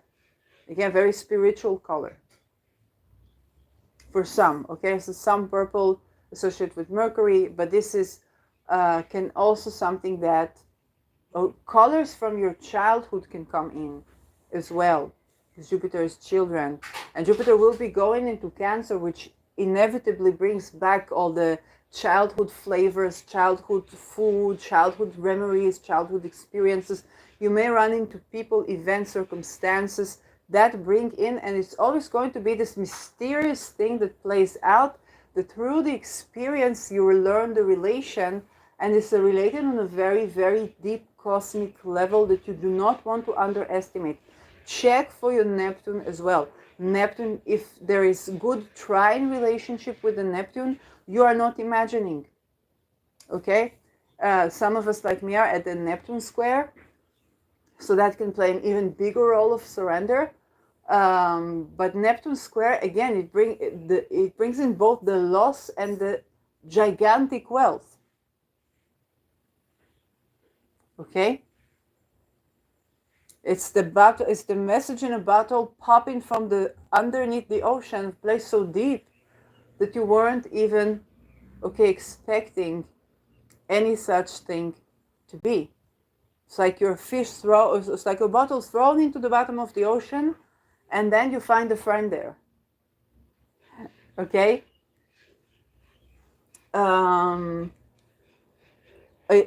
could run into such situations where you're confronted with criticism, judgment, coldness, harshness, and so on, and then you realized of what you had thought of yourself was something that is completely vacant, okay, completely void, some place where it could be, what value have I got to bring, or what am I good in this thing, or whether it's your relationships, or whether it's your job, or whether it's like, what have I been given to the world, because it's of Neptunian value, the Piscean value, you might now have karmic experiences where you begin to connect with that which you have been given to the world. You have holding sometimes a space vacant for something to be. Where without that vacant space, most of us physically we're made not out of matter, but of the space between particles and waves. And that space, the holding of the space, is basically what makes our energy. For the energy too condensed, is sometimes difficult to be around us. If our energy too airy, we need something to contain us. Okay? So you thought, what have I got to give? I'm so fluid, I'm so unreliable, irresponsible, I'm so this, I'm so that. And then you find out that that quality, that fluidity, that place, that the who you are-ness is actually what you have to give. It's something that's more difficult to be put into words, but it's making such tremendous change on people's lives that is beyond, okay, what you can preconceive. We are going to be discussing those very things as per value, as per, we think about as per karma, because there are some very, very, very, very hidden karmas. Okay? With Neptune, it is almost invisible karmas. There's just something is so invisible about certain things that you don't even get, okay, you don't even understand. So you're going to, okay, this time you're going to rethink all that which is invisible karma. Think about the people who've been putting a lot of work to something, but on the invisible karma level, they have not been deeply rested. So what will happen? They're going to have a disease. And but there is a lot of grace and forgiveness that can remediate many such things. Okay, for repenting, forgiving to yourself, because understanding that that was invisible to you, that you did not get this type of understanding, you did not get. For example, I had a teacher that she was fantastic when it came to verbality, to see how you talk affects your life and so on, and the meaning of the words and the many ways in which words can express themselves. But she was lacking for the cases where something affects speech that is non-verbal. Okay, at that time, maybe right now very people change, okay, and at that time that knowledge, that karma was missing. She had stellium in Virgo, and though she was doing holistic medicine, Pisces was the opposite to Virgo, okay? And so all her teaching that was so fantastically working on people, on person that was like immediate, okay, one-to-one person, suddenly there was something missing link. And the missing link was that sometimes there's something non-verbal. And also she was sometimes using the non-verbal, like planting commands in people, sometimes for their benefit, but sometimes not, okay? And this quality that she had, the may have been MK Ultra even, was something that was undermining of her verbality, some maybe more consciously, maybe less consciously. But the fact is that even if she was MK Ultra, it was undermining for her success at that time. And then what happened, she had karma with the hair.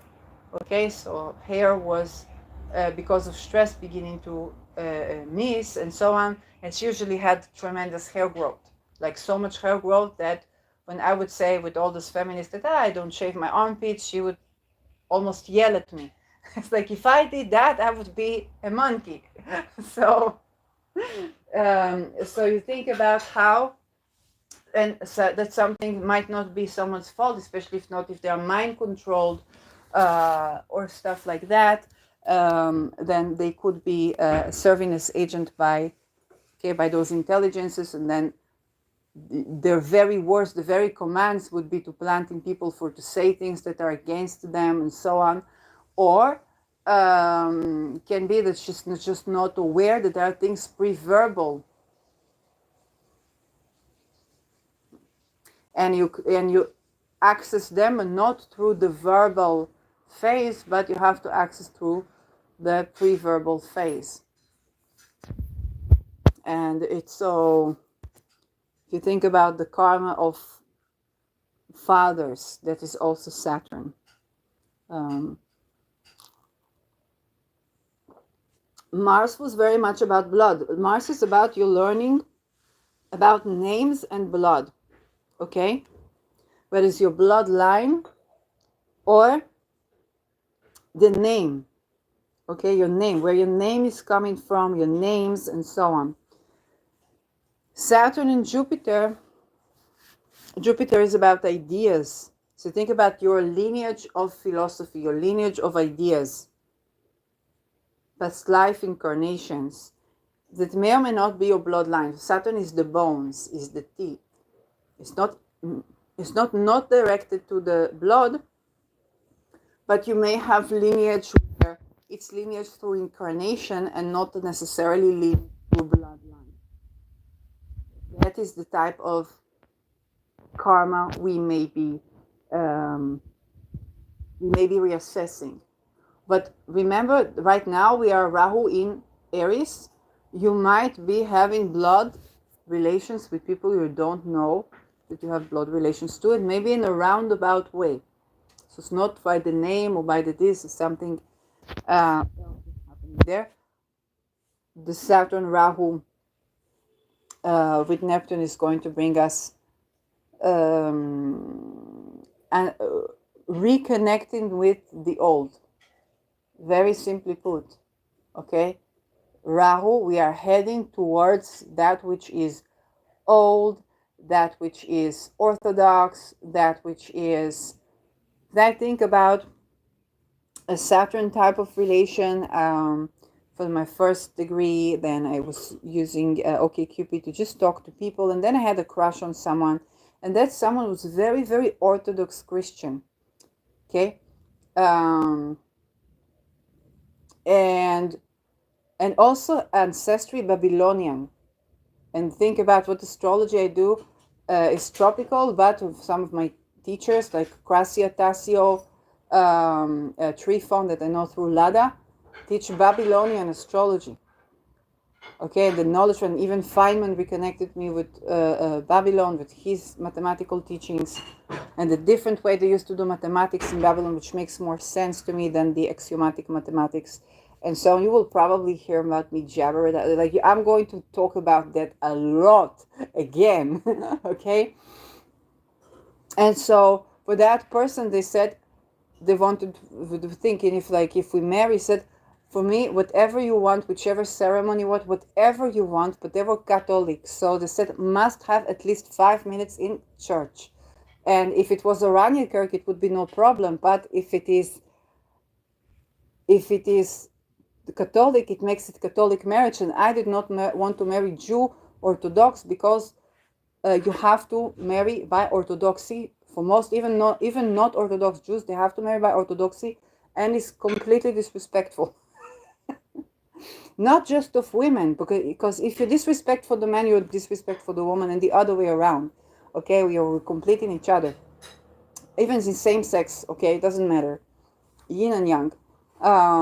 So it was this one moment where, hey, that very tiny thing, that tiny restriction could not allow for me to go for that road.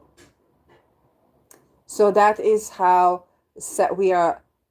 We can have limitation, but we can also have, with this one, it's not necessarily limitation. There can also be some sort of expansion. Okay, some sort of, but it's something very orthodox. If there's something religious, it's going to be very orthodox. If something that is atheistic, it's going to be completely atheistic. Okay, there's certain sort of extremes around this. There can be restriction to reconnect with religion. That was just so sweet.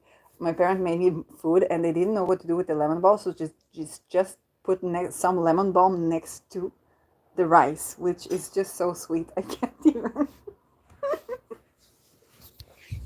It's like, what do you do with this herb other than tea? Could you just put it next to me? I'm like, I have to try it. So that's the best. Mama, you're the best. Thank you. And so, so this Saturn, think about Saturn as herbs. And this is something that is creating, on a philosophical level, it can create division, but it can also bring you together.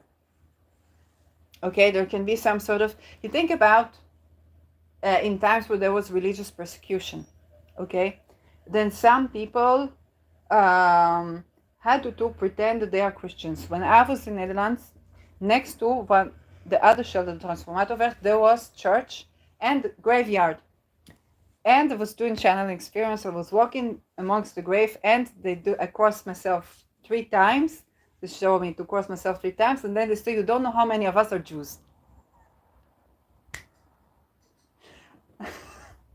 As you can see, I'm very flexible about religion. So that was when Jupiter was in Pisces, and there was such this expansion, and I know some, very likely some lineage from my father's family is also having, ancestry Jewish.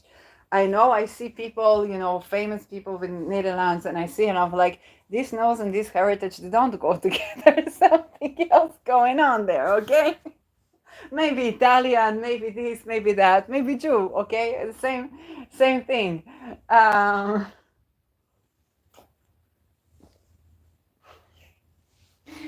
And so, but this is something that can also bring people together, where this restriction, you hide in some monastery and then you meet someone, or that type of like weird restrictions that you have. Or even when I was in Netherlands, just listening to my first Sunday Mass in Netherlands, okay? But also seeing a synagogue where they had the women on top of the men, or like something very different from the things that would draw you away from religion. Now with Saturn, see, for the satanic abuse, but also where the Jupiter part is where, oh wait, there very likely people who want to rebel that from within satanic church, who can cooperate from within the satanic church, that don't want for these things to go, that would very much like to, instead of just persecute humanity, to turn it around and change this reality for people.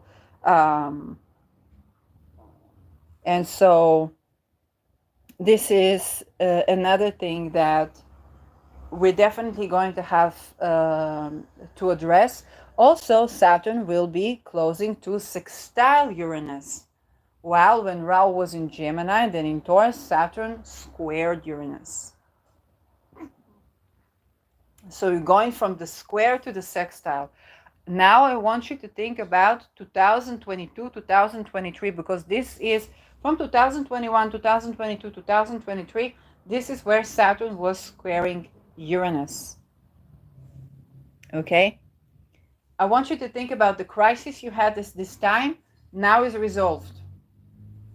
What were the eurekas? What were, oh, if we only had this, then that would be better. Because now you're beginning to try solutions to this crisis. Okay, if I go back, thank you. Yes, I'm recording. If I go back to where I was in Netherlands, so back then, I said, is enough housing. They just have to take for the human trafficking out. Now it's a different situation. They take for the refugees out. And they want the Dutch. Okay. Or back then was challenging to speak the language. Now things are more reconnecting me where I want to travel to actually imbue myself in the culture, with the books that I want to read, with the movies that I want to watch. And it's a different type of thing. Okay, it's a different type. It's like if it's a different, it's something very cozy about this that wasn't there before. But now it's another problem. No money for the papers to renew the passport, to this or that. Okay, the apostille, all these things that are different problems. But they're new problems, but there are solutions where with the Saturn square Uranus, it wasn't there before. Okay, whereas there are other things that were there before, but those things also for the friction they needed. Then it was making revolution. We were making revolution, and now is the results of this revolution. Now I want you to think back. If you think politically, I want you to understand those leaders that are puff, puff, puff, puff, puff, one against another. They are drinking the cafe together at the bar. Okay, they're drinking the beer together at the bar. They're drinking the cafe together at the bar. They smoke the joint at the bar. Maybe do other things as well. So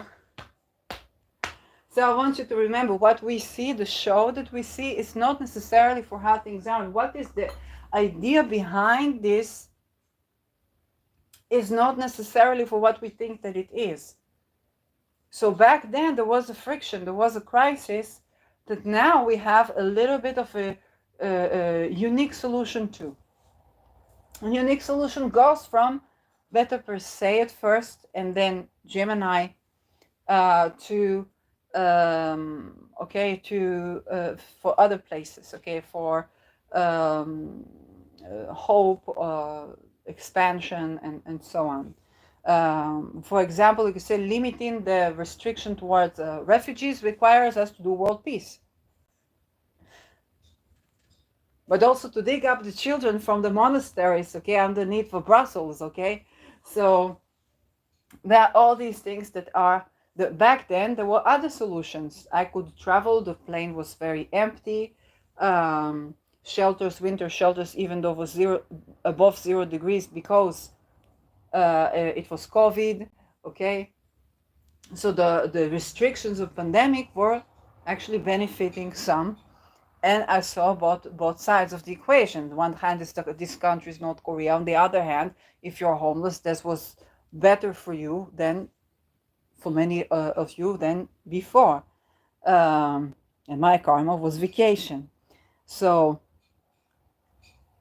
But now there are other solutions, and they can be of currency. They can be of understanding something that was missing. Some missing link is found. If you think about satanic views, and you understand that, but there is no division with religions. It's just a Masonry plan to have the world war now between Islam and Judeo-Christian whatnot. And that's basically the deal. It's not like they're actually, it's just depopulating. It's not like they're actually war.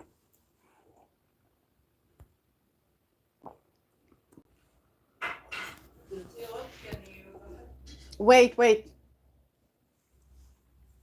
So this is a cycle of eclipses. Just put some more because I will want more. I cannot.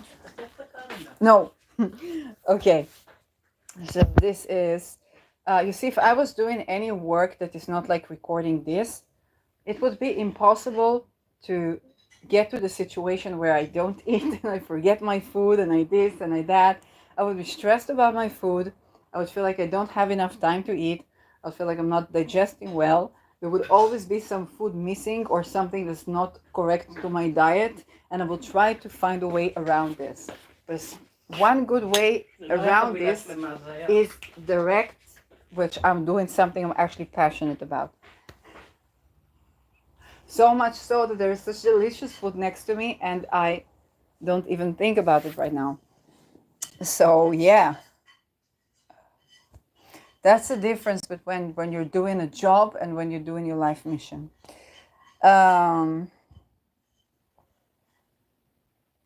so when the currency starts to arise that there are without satanic ritual abuse, then the money can roll in, grows like the trees. So yeah, let's talk a little bit more about the time where Saturn was squaring Uranus. This is the time where Saturn itself had a reality check. Okay? Everybody will tell you, I made my wealth with my both hands. Yes, you made your wealth upon bodies, upon bodies, upon bodies of mutilated, raped, tortured, dead, and traded children. Now you're wondering why is it not yielding for your retirement? Okay? It's not your fault that you weren't aware of that, or it was in the back of your mind. You said, what can I do? Okay, it's not your fault, but the world is changing now. And it would be the Uranian people that are like, that needed to change. That would be awakened. So Saturn itself has a reality check. Saturn had to restructure how it does discipline. Okay? But also, if you think about the world reset, the Saturn had to change many things about this, because you would have these giant raids of trucks, and I said it's going to be also the garbage trucks, and everyone supporting them, even though they withhold food. People bringing them food, okay? And then there was the police joining the protesters. The police joining the protesters. Everybody, okay? Remember the unvaccinated sperm sign. And how do I know that was a Dutch protest? But that brought an antithesis, okay? So there was the antithetical relations that were constructing there at the time. Or if I would go and I would say, well, I'm very privileged to not have a drug addiction. Oh, it's nice that the organization that represents drug addicted also represents for homeless people. It's like, yes, that's very nice. They require you to be addicted to this drug or to that drug, otherwise you don't get housing.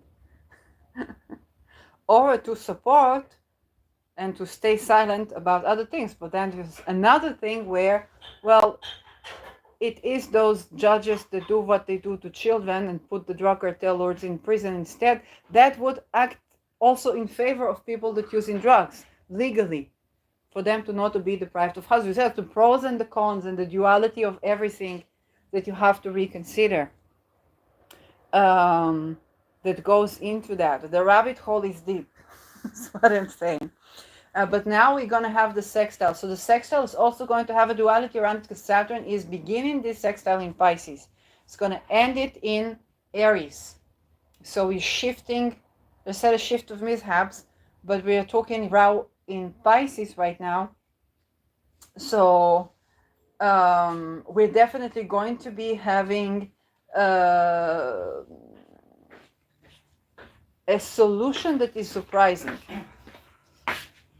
Okay? Yes. A very surprising solution to the situation. The ways that work are going to be very unusual. Okay, what works, if you ask somebody, what works for you now, it's going to be really unusual. How do you solve problems?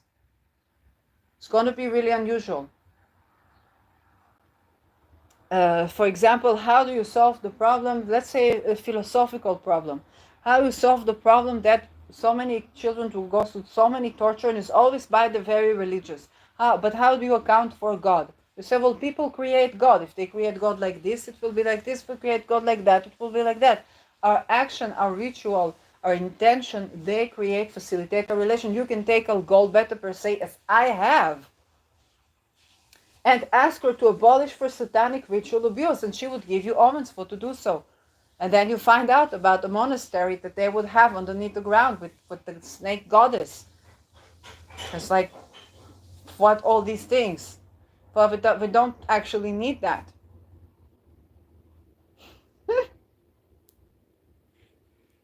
And that's also our goal. Okay?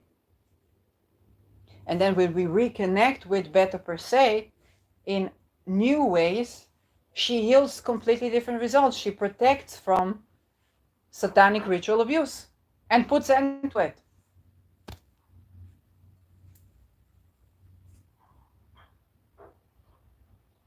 So that is, yes, Uranus. Think about the electric shock, the age of Pluto Uranus, to use the electric shock on the children. Also in the kibbutz. I know children from the kibbutz, that they would use electric shock on the children.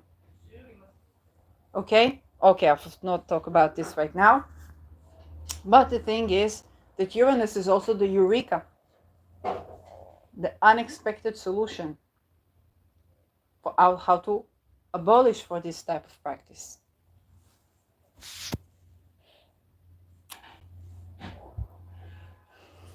What's more about the upcoming Saturn-Uranus trine? Sextile, I'm sorry.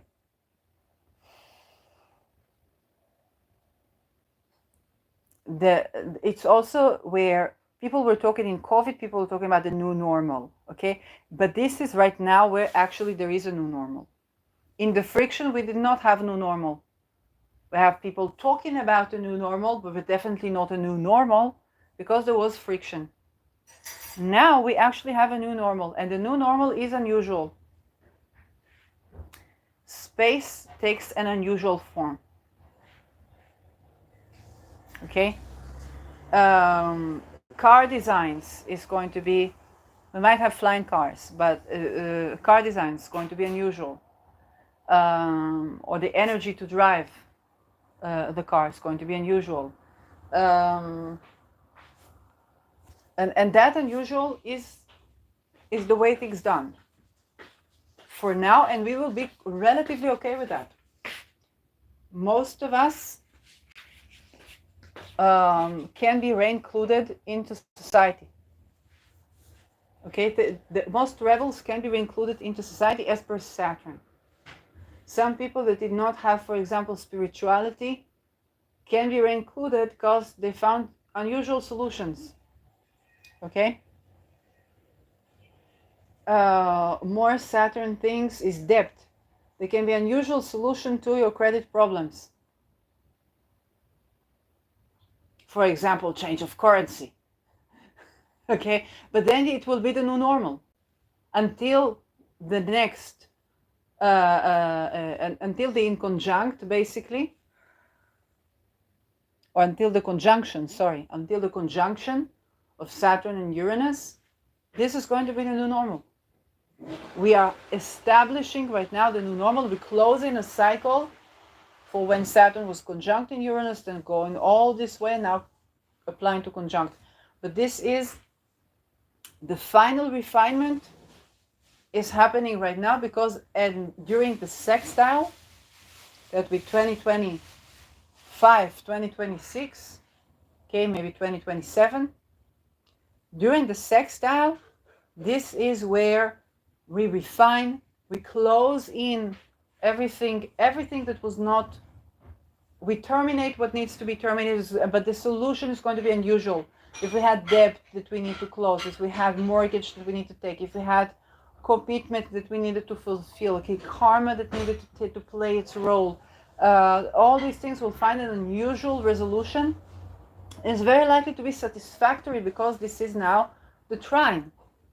Then we are going to close in for this cycle and say, even with this satisfactory solution, there's still something more, and that will be closed by the conjunction and begin a whole new cycle of Saturnus. Okay? Your bone structures. And because Saturn takes 28 years to surround the zodiac and Uranus 84, then you understand it is some cycle we are talking about. Saturn Uranus, I think in the last 80s or 90s, it was, I think in the late 80s, it was together. Late 80s, okay. Maybe a bit into the 90s, it was together. I think late 80s. And then we had the Saturn-Uranus conjunction. Those who have Saturn-Uranus conjunction, Caitlin Kapuk has Saturn-Uranus conjunction. She renovated the science of astrological magic, brought the Thema Mundi into audience that had nothing to do with the Masons beforehand, and change for the way we are going to do products in the near future. Okay, all the products are talismans. So it's not she changed the way the big brands did it, but now it's going to be available for the common people. You can do ritual, and then when you launch a product, you learn how to do this, or you can infuse it with certain products that added a flavor of magical work. And we address that through astrology, and there's both scientific of something that is, more spiritual or more hidden from the eye.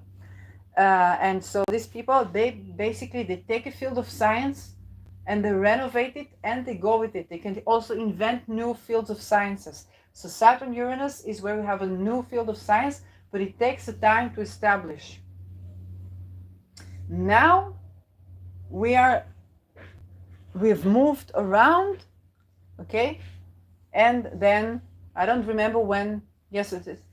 When was last Saturn-Uranus conjunction? Yes, I don't remember, but now we are heading towards the sextile. So we're beginning to close for this cycle. And the Uranus-Saturn conjunction was, I think, in Sagittarius. It was next to my midheaven. The people who had this was next to my midheaven. This is why I research philosophy of scientific revolutions, and I've witnessed the people that are doing this, okay, in my life, which is a privilege, and even worked with the products, which is privilege. Also renovating of the way we do currency. And now I don't have chart for Ronald Bernard. I asked, but it's right of every person to decide if they want or not. And they also are changing for the way we do currency. They have a giant story of being whistleblower from the bank and so on. And therefore they decided to be the bank and do something as both spiritual, okay, avoiding satanic ritual abuse, and creating a currency that's completely new. It's very likely going to be also digital. So there we have, again, for these renovating the way we do science, renovating the way we do debt or currency or banking. It's also Saturn. Renovating, I knew a woman that had this connected with fertility. She's learning both holistic types like doula and learning to be birthing a nurse, and she's basically trying to unite this, and her encounter with me was uniting her sun and moon, because I bring the sun and moon sextile. And so she understood that it's okay to unite these things. They're not in contradiction, they actually complete each other, and then she's establishing completely new way of how we do birthing. Then it was in Jupiter sign, so fertility, birthing, renovating the way we do that is very connected to that. So there's something closing now. There's some unusual solution to our problems now. And agreement is not necessarily, it's not a good or bad thing. It's just that things are not going to be so controversial as they once were. It's both the things that maybe should have been controversial and the things that that shouldn't be controversial. Okay? Up until this time, as Saturn is continuing to apply, we are refining for what will be the agreement. We are still in the friction. We can still bring our disagreements, and it's going from the end of Taurus to the end of Pisces. We are still refining, changing, discussing, exposing, Uranus liberating, all these things. All these things. And so, and then we would see if we have solution that's pushing us forward, and there is a certain sort of surrender for what would be that new order. We have to surrender with Saturn. So if we die, have to surrender if we die or not. If we live, have to surrender whether we die or not. If we establish something, routine, has to surrender whether we stand in it or not. Papers have to surrender whether it would be or not. Okay? And some people can have premonitions or channelings, and they can say, okay, this is something that is, something that is going to happen. Some people may try to interfere in somebody's dreams, so do magical dream magic and so on and so forth. Well, again, if it's something that is, you have to surrender for what would be the result. I wouldn't suggest for you to try to do something malefic, although somebody can be well-intending and do something that's not so, but that creates sort of, this is what the type of things that create hidden karma. Okay? If you try to mess with somebody's dream state, MK Ultra, and to their detriment, this can create for you malefic karma. Now, if this is also where the grace and repent, because if it's genuinely dissociated and you didn't know that there was some part of you that was doing that, then it might not be as harsh as where you intended. Okay, we work with your intention to interfere malefically in somebody's karma, in somebody's life, in somebody's this. This is where repent, But with repent and grace, there is remediation, because the point is not to put you through what you put others through. This is not this type of karma. The point is for you to change, for to flow like the water away from this type of behavior. Whatever, if the flowing out is easier, remediated, is not the problem. If not, there would be attempts to try and see how to get you out of this karmic cycle. So karma is working in your favor, is not working against you. And if you receive karma that you like, this is not the way to me, say, this is not the way to me. Okay, set intention to grow with love. So you can, receive these things. And for some of you, sometimes your karma is, you have to say, okay, if it's coming in this way and person is disrespectful of my very internal boundaries, so much so, then it's okay for them not to receive back, but to die. If it's more humane, it's okay for them to die. To agree in that, in those things. But there's a lot of surrendering that requires, and literally, Jupiterian people, we may say goodbye to those. But we also may have Jupiterian people rising to hope after loss or revival. There can be revival associated with that, and there's going to be some unusual solution to their karma. Okay, if you've been in excruciating kind of crucifying pain that is not physically cannot be said in words, there can be some unusual solution to that. Okay, for some of you, Like for me, it was exposing that and exposing people, and then exposure came for all who was involved with that, whatever be the karma. Okay, so if Saturn is such, if you've been too graceful, you need to tone it down. Even if I think about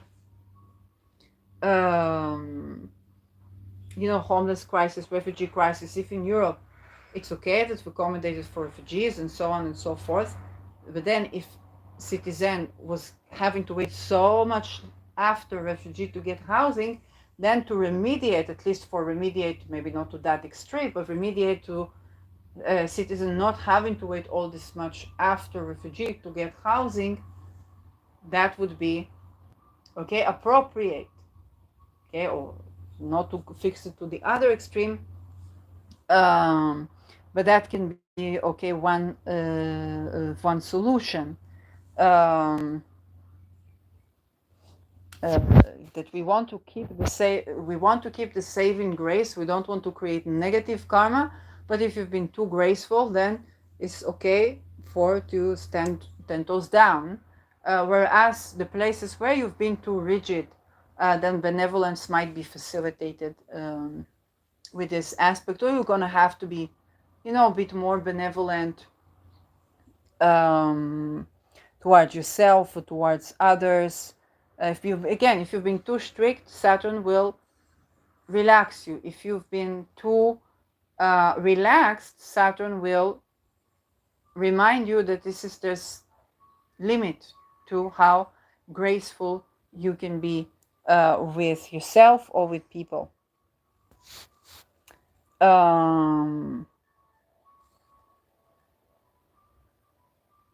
So there's just a lot that we've talked about, and there's a lot more coming as well. We have addressed, oh, look at this Pluto. And Moon is applying to Uranus. Saturn time, okay. We saw how much we talked about Saturn during Saturn hour. Really halfway to Saturn time.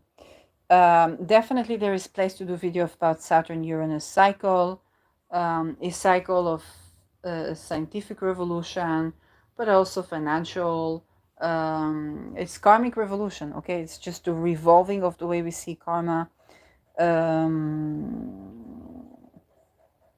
this is Saturn-Uranus remind us that there is a certain surrender to the karmic process, okay?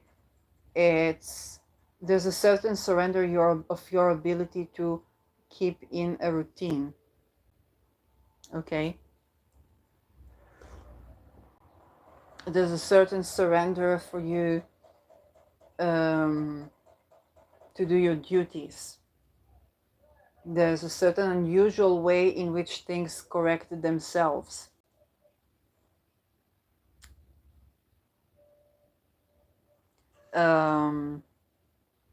There's a certain acknowledgement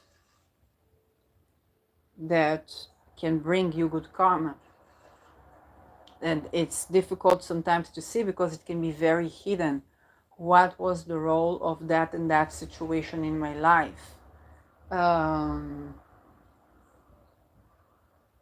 That can bring you, okay, another layer. And there's a certain grace that is needed, but also certain correction. If you're being so graceful that you're bottling up your emotions, then speaking up would be appropriate.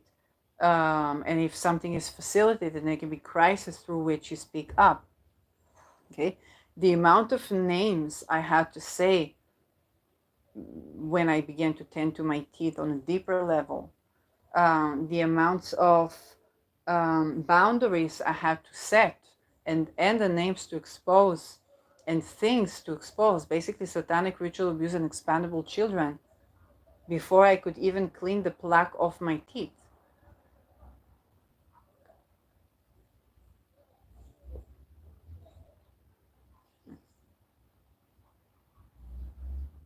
Okay? fighting people who are trying to put me in places that I absolutely no one is supposed to be in for no justification, no spiritual, not any justification.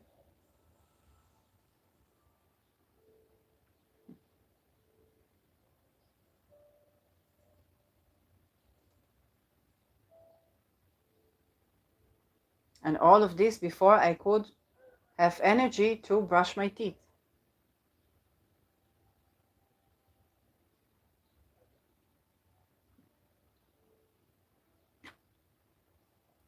This is where sometimes one person karma is colliding with another person karma. Okay, one person building some world structure that's a bit based on slavery, the other person karma for to expose satanic ritual abuse, how it affects the sexuality, and how it affects for situations of enslavement, and how important it is people not to enslave others or to use sexuality to enslave others or to restrict others.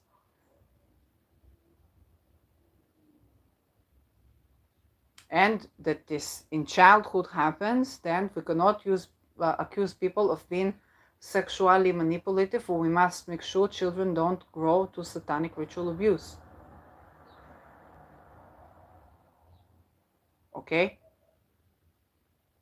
And all the world structures that are based on creating division between people, saying this is the whore, women who have sex with women is gay, all these things that are all human trafficking. Okay, so all human traffickers say that gay is disease. Okay,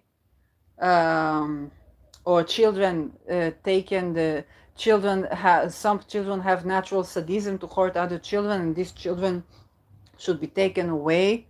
No, they're taken to satanic ritual abuse. Okay, and those supposed sadism is because they grew up to abuse. Inclusivity. So one person karma is to expose that, another person karma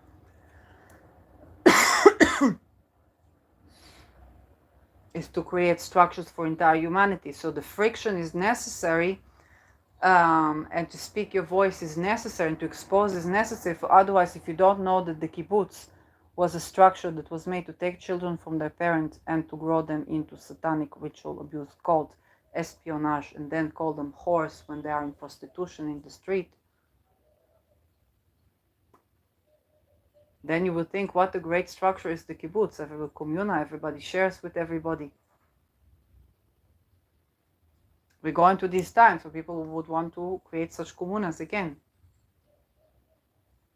And so the friction is necessary because, yes, we need a sense of community. Yes, we need to change things. Yes, we need equity in resources, but it cannot be facilitation for taking people to satanic ritual abuse.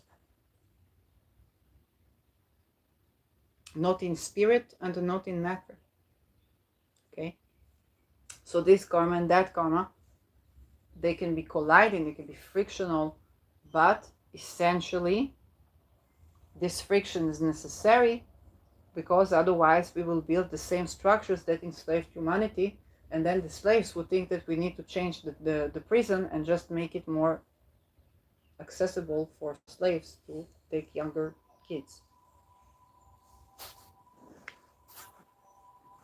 Which has been, whether it's the church or the kibbutz or the Reformation or the cooperative, which is important.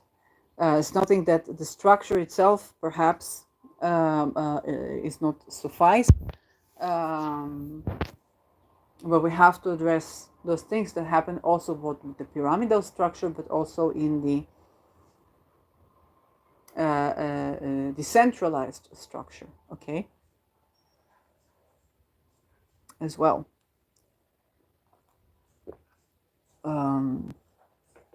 Abuse can happen both at church and outside of the same ritual or the same monastery underground. So, changing of the colors, we are going to be addressing issues, even the same issues with different colors. What is the positive? The positive is that we are moving from survivalistic, the color red, okay? And the color red has been used basically for protection and for material resources. It's a survival, it's a fight for survival, very simply put, okay?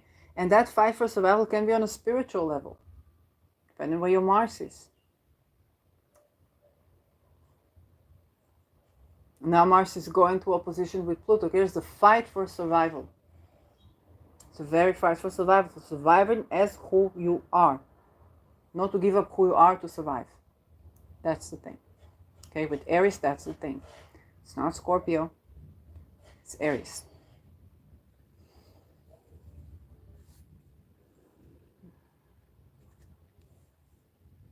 And color red is immediate. It's basis. What my food is, what my this, what my that, what my housing is right now. And for survival. Protecting that for, okay, survival. And then this is where we are moving and shifting to the colors of relation and expression. It's basically we are expected to have a little bit of a finish with the survivalistic, okay, and the moving towards a sense of relation and our inner truth.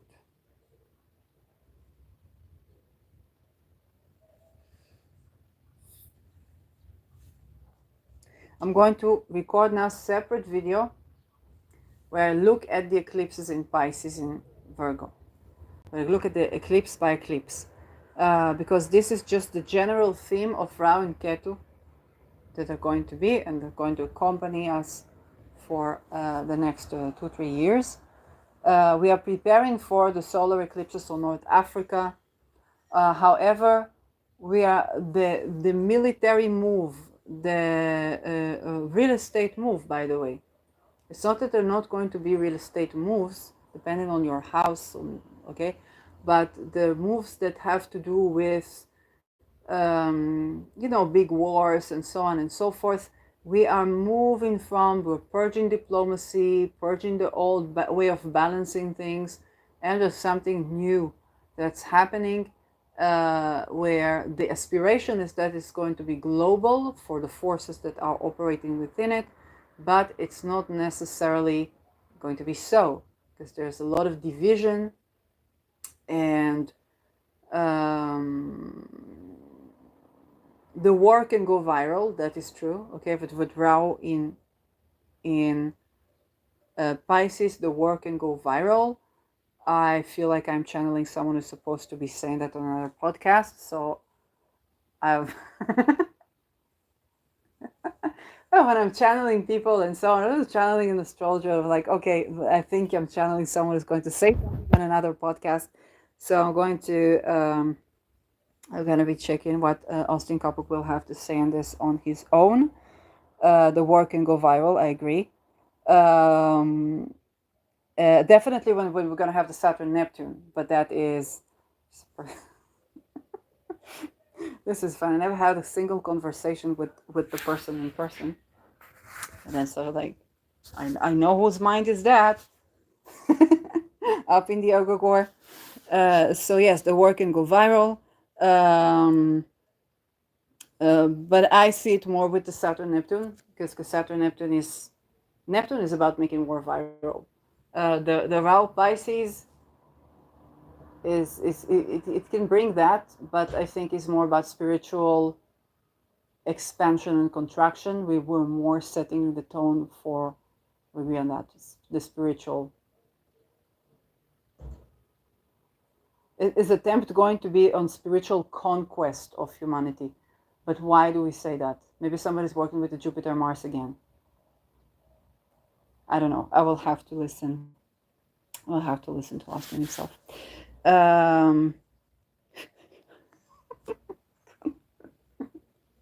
It's just things that happen on the podcast. So yeah, uh, plans are to make world war. We know that, and but the new is new beliefs. People are going to have new religions. We're going to have new beliefs, new worldviews, new religions, and there is a restriction with Saturn in Pisces still. There's still restriction to make it like one world religion, and also when Saturn is in Aries.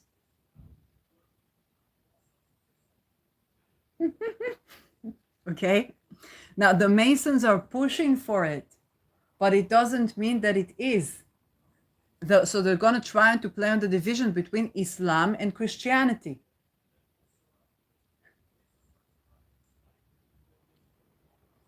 But I think we're not having the complete conversation right now.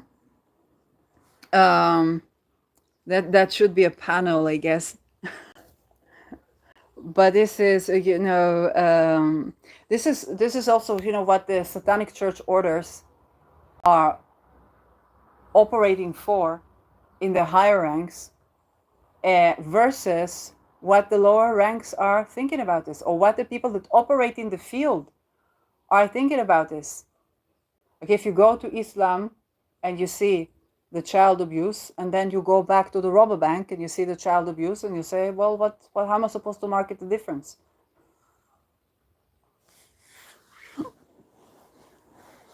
Okay, then you go to the upper rank. No, we set out for so and so decades that there's going to be war between Islam and yes, but you can't fake it.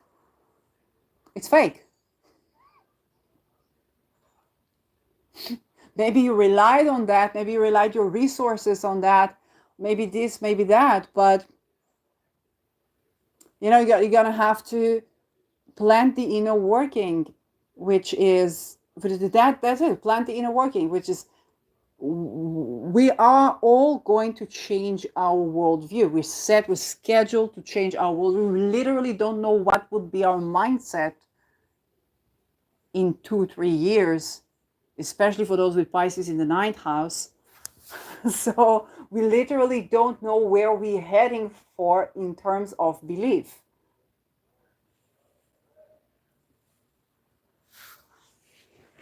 There's what they plan, and then there is how it is coming about. And I've been dealing with that with the bisextile, because Uranus will Uranus. Okay, there's going to be unexpected chaos. There's attempts to control for this chaos, but with Uranus, you can set intention.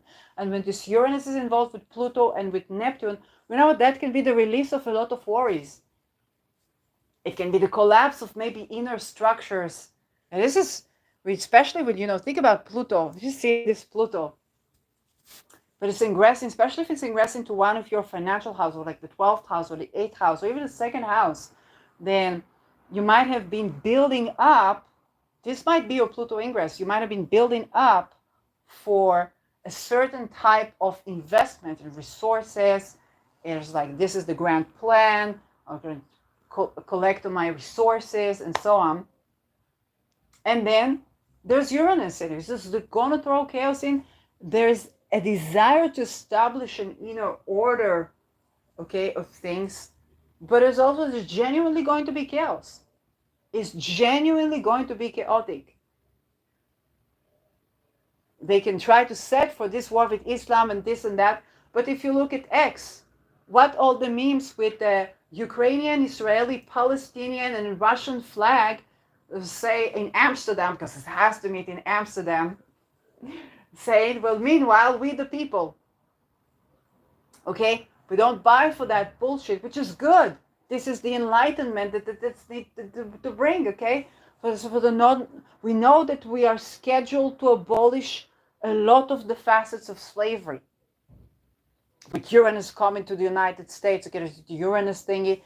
And so there is just unusual slaveries that we haven't talked about. There's a hidden slavery. Think about MK Ultra.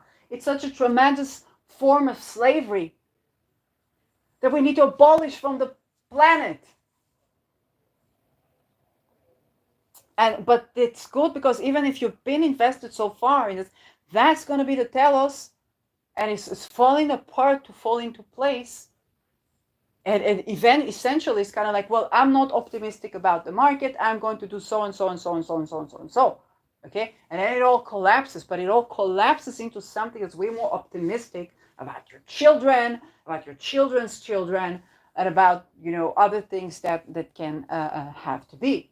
That might include the situation that I know the Masons are usually not very happy about. Is that time in history where they persecute the Masons, but it's also the question, what have the Masons been doing, okay, to abolish these rituals underground, as below, so above.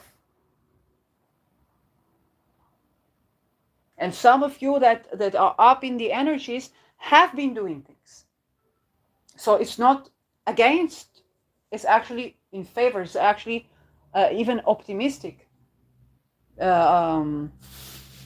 The desire for to make the world like this, the world like that, and to make ceremonies and to make that and sacrifice a lot of children, so as below, so above. But when we interfere, we set intention into interference with what the below is, we change for the above. And this is what a part of the Tema Mundi does. That's what it's meant to do. Because when you actually work with it magically, rather than as mass ritual sacrifice that you sign with blood to do, but even if you signed with blood to do, or somebody signed with blood to do, it has no validity, because this is all man-made. What your blood, what you're signing, what it is, what it that, there's no validity.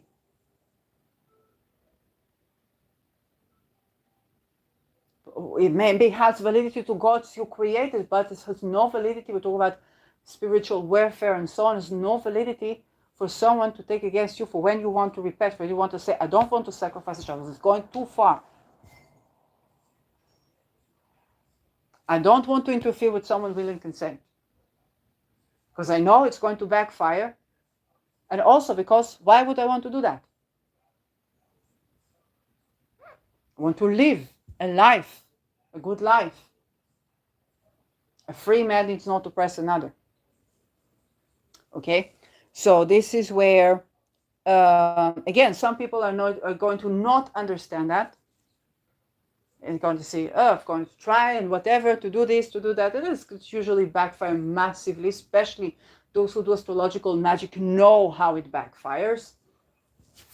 And then, yes, there is desire to make the war viral, to make the war between Islam and Christianity and so on. So those things are not false, but I wouldn't lay all my eggs on that playing out as predicted, which is an optimistic thing to say. Uranus is still Uranusing. We still have points of interferences. And that's the point about both the bisextile, the Saturn-Uranus thing, that it's going in a way that's unexpected, and it revolutionizes our thinking. Now, again, with the Rahu in Pisces, this is going to be fated changes in the way we see the world. Even if it's not our ninth house, it's definitely our worldview. Okay, Jupiter. Our religion, our philosophy. So even as I say this now, because we have this conversation now, I don't know what will I think in 2 years, because people are going to try to do many eclipse rituals around this, but as we've seen, eclipse rituals can sometimes backfire internationally. Okay? If intention is good, it has more. Either you're going to be transformed for the intention because you had good intentions, but you need to transform for how it manifests. Or if intention essentially is not good, for think about it, if you have set a bad intention, it's good that it transforms. Okay? And that is, but the things that are below the ground, but they have to transform so we can manifest this. For otherwise, we have below the ground, children upon children, tremendous suffering, manifesting mass death with no margins. Because the Ubermensch marginal has been creating that. for to end the suffering. Okay? So those are, but even with all that I'm saying right now, we are heading to a change of our worldview, because Rahu, we're going to have new worldview. There's going to be new worldview about children, trade, heuristics, technology, currency, how we balance things, and as well about fertility, the mother, cancer, especially breast cancer or the cancer of the womb or the lymph nodes, the eyesight, our sense of containment, a holding space. All these things are going to be, okay, very, very, very relevant. So, but particularly, again, for good karma, I would be avoiding transgressing somebody's astral boundaries, sexual boundaries. I think because it is hidden, then it would be exposed. Because it is hidden, then no, that would backfire so much. So, what is Mars? Is the blood, okay? Your ability with the penis, okay? For those who have penis, is the your name. Okay, why would say with the Me Too? Why so many people fear for your name? Don't fear for your name. You use your penis willingly, consensually. Otherwise, your name, yes, is in danger. Mars is your ability to fight. Woo! This is why so many men die in wars after women get raped.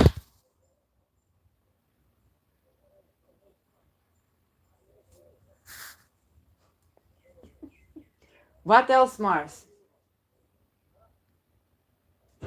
Your ability to penetrate. So penetrate, think about also sharp ideas, sharp words, sharp things. You will not have sharp objects, sharp things. You will not have.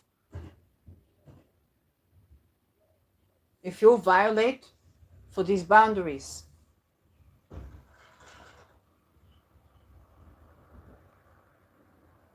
The tools of work, the tools that you need to work, you will not have. Okay? What else is Mars? Housing! Real estate! Okay?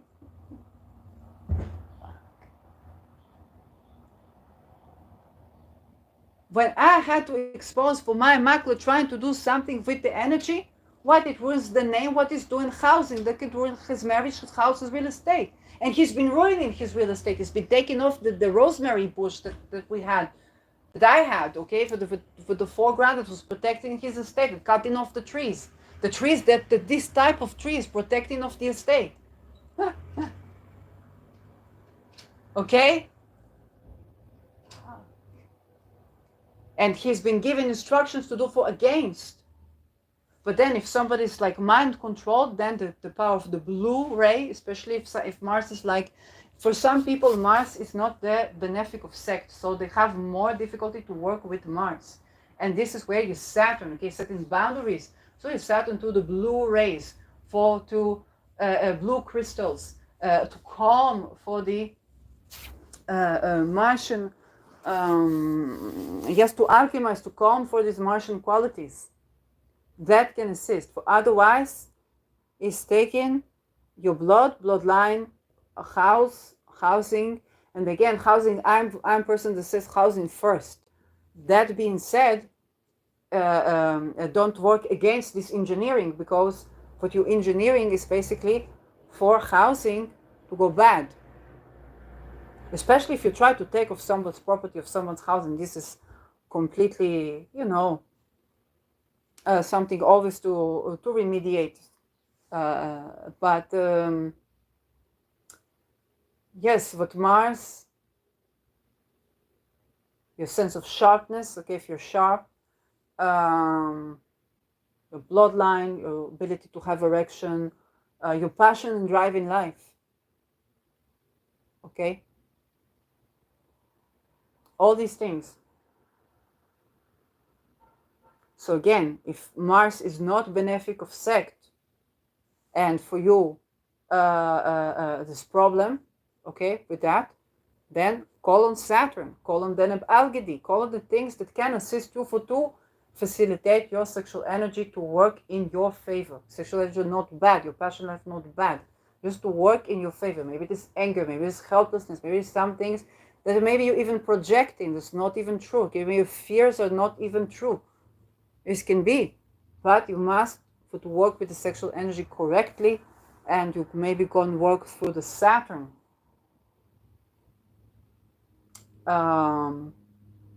And to set your focus, okay, Jupiter, on expansion, or what work with the planets that are working in your chart. You have to see what your chart. If Jupiter Cancer is a very exalted Jupiter, then you can call on Procyon, okay, for to sweeten, or for to focus your energy on something that's sweet.